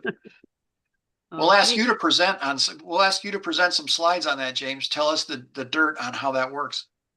Well, they went in and bought hundreds of houses at one time for dirt cheap. They rehabbed them for the least amount of money they could, and then they started renting them. And they're not nice landlords. You miss a payment, they're charging astronomical late fees. And if you're a month late, it's like $500 or something like that. It's astronomical. Yeah. And then they also started flipping them to other big owners of houses. So they started flipping them between each other. Yeah. Okay. Thank you. Yeah. All right. Okay, thank you, James. All righty, we will go to Doug Day. Hello there. Oh, good evening. Doug from Las Cruces. I saw recently a thing about China selling U.S. bonds at a loss because they wanted out, fearing how safe the U.S. bond would be. Yep. And I wonder if you've heard anything about this, and what would be what is your opinion or a percentage of possibility that Europe may start talking about dumping U.S. bonds, possibly as a result of Greenland? Yeah, it's definitely a serious risk in that it would be, I think you would see interest rates going up. I don't see the catastrophic scenario of like the US, can't finance its debt or deficits in any way. I think I think it's anything's possible, but I would put that down very, very low. I think eventually when people start to see interest rates get to 7, 8, or 9% on a treasury, people are going to be happy to buy them and own them. Hopefully, I'm sure we don't want them to go that high because that would really slow the economy. But mortgages would go up go up with that. But I don't see the scenario of economic warfare dumping our debt and causing some kind of massive fiscal problem for the United States. Anything can happen. If you're asking me my opinion on the probability, I would say very low. But I would say if you're an investor, you should be watching to see interest rates creeping up, which could hurt the stock market and cause you to have losses on your bond portfolio for sure. I mean, as interest rates go up, asset prices fall. It could happen. I mean, if you're an asset holder, this could be scary for you. If you don't have assets, be grateful if you're one of the 20% that rents, doesn't have assets, and are worried about affordability. That won't concern you for the most part until, I guess it will eventually with credit card interest rates and if you ever try to buy a house. But if you're renting on a fixed income, it's probably not going to have a huge impact on you day to day. Thank you. I will say I could be very wrong, Doug. If you have serious concerns about it and you think about it with your portfolio in terms of what you sell and buy, but remember Warren Buffett is sitting on an enormous amount of cash, right? He's been around for a while. He is a guy to keep an eye on, and he has got an enormous amount of cash on the sidelines. He may be the lender of last resort for everybody. Kind of like he was when during the Great Recession. So there's something to be learned from watching what Warren Buffett is doing. Well, I was asking more socially rather than personally, for fear of the nation. So thank you. Yeah, good. So the trick is there has to be someone else on the other side of that sale. So, okay, Denmark sells $100 million worth of bonds, right? Well, okay, do they take euros for it? What do you do? And there's always an ultimate buyer of the last resort, which is our Fed. We've seen it in Japan for literally decades. The Fed can buy as many bonds as they want. They create the money out of thin air. So, okay, all that does is put more, cash in the world, which would increase inflation. But again, the United States can't go bankrupt. It's a monetary sovereign. The risk is always inflation and higher interest rates. That's the risk. It's not that we're bankrupt and can't pay the bonds, can't pay the bondholders, or can't pay the interest. That's right. Good point. Yeah. Right, but the Fed can also just declare the interest rate as 0 and just buy them all. We've seen it happen. It happened in Japan. And Japan seems to be fine with their Fed just buying bonds. It's amazing. Low inflation, low unemployment. They get by. I don't know how, but they do. Well, because they force the interest rate to 0. Okay. But effectively, it's quantitative easing. Yeah. But the Bank of Japan forced the inflation rate to basically be 0. Okay. Because they're a monetary sovereign. Well, the United States is a monetary sovereign. The difference is there's $90 trillion of quote unquote money denominated in US dollars out in the world. There's only $30 trillion in bonds in debt. That's really fascinating. Not many people understand there's a lot of money out there that the US didn't print. So it's really fascinating. Thank you for that. No, yeah, that's a good perspective. All right. Hey, we have Garrick who's up next. Hi, David and Carl. Thank you again for doing the homework on this monthly presentation. It's always insightful and very knowledgeable. I'm concerned, and I don't know if through your research in preparing for these presentations, have you guys been able to kind of get an idea with because of what ICE has been doing, attacking our country in so many of these cities and pulling people off, construction workers off of roofs and small business restaurants closing their doors in fear of being assaulted and kidnapped by ICE. Have you guys come across any kind of hard numbers as to what is the lost economics because of this operation? And is this something that maybe you can throw into future presentations, because I just feel like, you know, these blue cities that are getting attacked, we're losing a lot of revenue. Individual families are losing their income because people are in fear of going out of their house. So I'm just curious to know if you've come across any information as to how ICE operations are affecting the economics of what's going on. It's a great question. I don't have a good answer for you. I haven't looked into it directly, so I will. You know, I can tell you a couple things would be that one is that the job creation is so slow. Yeah. That, you know, you would normally expect, let's say, jobs to be 50,000 a month or 100,000 a month. You know, a good month would be 150, and now they're bumping along at like 30,000 a month. You know, the last 3 months were negative. If you average the last 3 months, it was minus 22 or whatever. So if you were to multiply that out by say a typical salary of $40,000 or $50,000, give or take, maybe you lowered a little bit for immigrants. You know, we could do some kind of math like that.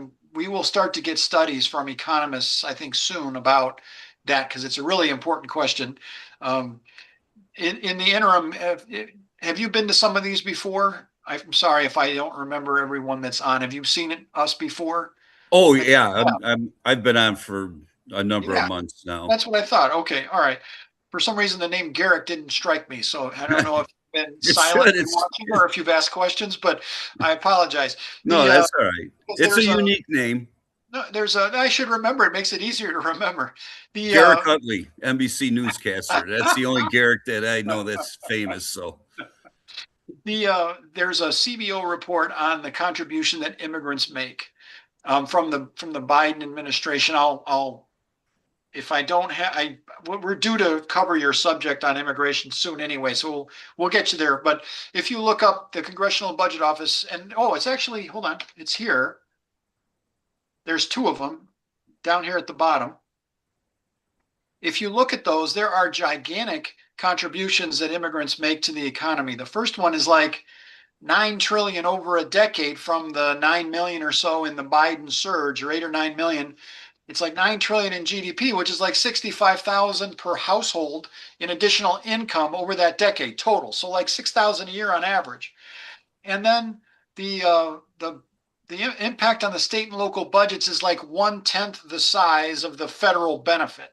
So if you have $1 trillion in benefit, let's say from the immigrants, the state and local takes like 100 billion of that away over a decade, and you're net up 900. You know, it's like it's a very small compared to the federal impact of it.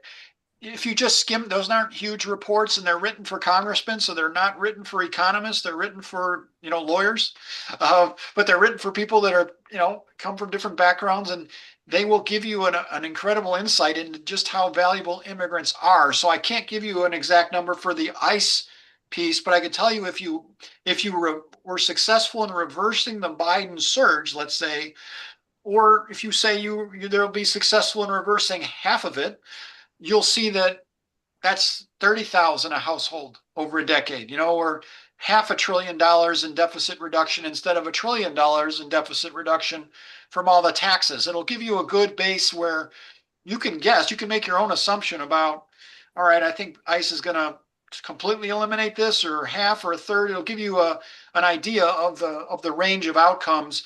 And then over time, we will get better information on this, and then we will bring it to you. But I read the New York Times a lot. I'm watching for this sort of thing. I pay attention to immigration issues. I haven't seen anything saying this is the impact on the economy from this. One thing that did happen is we had a record number of small business bankruptcies last year. Right. But I don't know how to dollarize that. I don't have enough grounding in what those numbers mean. And it seems like a smallish, I'm not sure how to interpret that data. So good question, and I'll check those out. With that said, David, I mean, if this continues with Trump and Noem and this whole movement, I foresee so many small family-run businesses going out of business, and it may not be this year, and it may not even be next year. But if this continues, I think there's a trend developing that is going to affect growth for our country. Oh, yeah. I mean, that one thing you'll see when you look at this, it's in here, but you'll see it in another study they did about immigration. I'm sorry, the demographics. They do a demographics report you got like 4.4 million boomers are turning 65 every year and will be for the next half a decade or so, 5, 6 years, I think they go from here. And you're seeing about 3.6 million births. So there's about a million, our population is going to start shrinking pretty soon. And, that's a sign that your GDP is going to shrink. And if you don't have enough immigrants to offset that, so your population is growing, that means everybody's income starts to shrink. And productivity is not going to offset that. You need to add workers. So if they want everybody's income to fall and they want our net worth to fall, stocks and other things, then they should stay on this path of blocking immigrants. Trump has a certain view that if you sort of get rid of all the immigrants and you sort of build a wall around the economy of the United States with tariffs and other things, that everything's going to be fine. And he's wrong. According to the economic studies, it's just not going to work, but he thinks it will. And, a lot of people I think I'm going to say it, a lot of people that I think are racist think that's worth a try. And they want to see what they can get away with. And economists have been telling people this is a very bad idea for a long time. So thank you, Garrett. He's a baboon, so he's only going to listen to what's speaking between his ears. So the hell with the economists. But thank you, and I look forward in the future to that topic. That's a good one. But look at these two reports that are on the screen. If you can see them down there at the bottom, you will learn a ton about that subject looking at those two reports. And if you're really ambitious, look at the demographics one. There's a couple of really amazing charts in there about how it sort of shows the immigration and the level of deaths and the mortality and the births, and shows how if you're going to shrink the workforce, there's almost no way productivity offsets that. No way. All right. Thanks, Garrick. I'm sorry. Back to you, Debbie, our MC. All right. We have James with his hand up. Go ahead, James. And then we have Rita. Yeah, to what Garrick was just saying, there's the other effect that maybe not real obvious at this point, maybe, but the number of people from Canada and other countries that are not going to be coming to this country to visit and vacation, and the number of Canadians who are selling their properties. I mean, I have some good friends that are selling their condo down here because they're not ever coming back. Yeah. And it's not, there's lots of them, Yeah. There's not as many Quebecers down here this year. Yeah. That's probably a stat we should share, is the hotel bookings. I'm curious. You made me think about, I'm going to look at the hotel stats and see how booked they are. That data is available. And there's something about, I think there's another interesting stat around the restaurants too, that we had a couple of years ago we looked at. So I'll look for those. I think that kind of revenue would be a place to look at how much that's down for the state of Florida, for the country. Yeah. I believe Las Vegas is also being hit because of this. Yeah. Yeah, I heard that Las Vegas is way off. Yeah. That's because of their team, the Raiders, though. Good try there, David. Okay. Is that it, James? Okay, we will go to Rita. Hi there again. Just your point for David. If you want some statistics on immigrants, mostly immigrants, visaed immigrants, starting businesses. I did 8 years with SCORE, SCORE, that's Service Corps of Retired Executives, the volunteer arm of the SBA, Small Business Administration. And if you check in the annual reports, that's a data point in the annual reports. How many of your clients are, because we'd see a variety of clients. Some of us saw a couple hundred, Yeah. some of us saw 50. But considering that there's close to 3,000 volunteers across the country, that'll get you a good sampling. It should be a solid number. Well, Okay. it was a solid number. I don't Right. know. I'm not going to stake a claim on what No, you're going to get now. Sure, sure. Okay, thank you. You're welcome. All right, let's take one last question and then let's wrap it up. Well, no more hands are up. Not at this moment. All right. Oh, I spoke too soon. Oh, Bill has oh, his hand up. Well, he gets special treatment. Bill is a celebrity VIP for these calls, so we. So we'll just ignore him. And that is fine. Excellent job, as always, Carl and David. You guys, I think it's been 13 years now out of our 14 years that you guys have been doing, that we've had fiscal, and that you guys have done a majority of these on a monthly basis, always bringing new perspectives and providing, while bringing new perspectives, providing monthly comparable statistics. So it's just excellent, and thank you for what you guys do. I just want to mention to those that are still left on, tomorrow night at 7 p.m., we do have Tamara Brown doing the legislative update. What's going on in Congress in 2026, and what to expect out in the primaries and the elections for 2026. That'll be at 7 o'clock tomorrow night, and that should be a good one. She typically does a review every 3 months on that. So that is excellent. For those of you who are a little bit more into technology, tomorrow at noon, the how-to hands-on session will be talking about technology as it relates to how you use technology as a chapter lead or as a person that works with your community organizations. So that's why it's called How to Hands-On. And then Thursday, we have our sorting soup at 5 p.m. And just a note to those of you who are in Indivisible, Ezra and Leah, who are the co-founders of Indivisible, will do their weekly 2 p.m. Central update for all of us.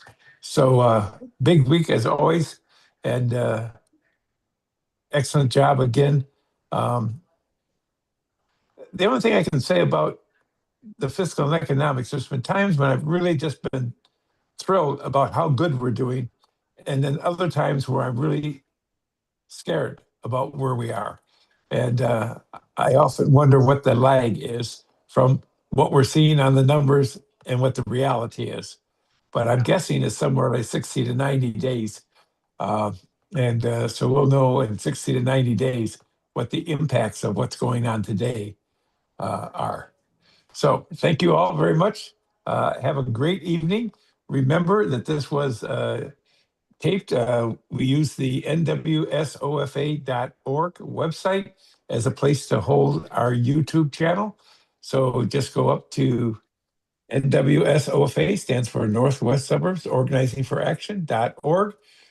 Just click on the tab that says YouTube channel, and then click on that link, and it'll take you to our YouTube, and you'll find this in a section called Live, and it is ready for review right now. Thank you all very much. Thanks. Good night. Good night. Good night.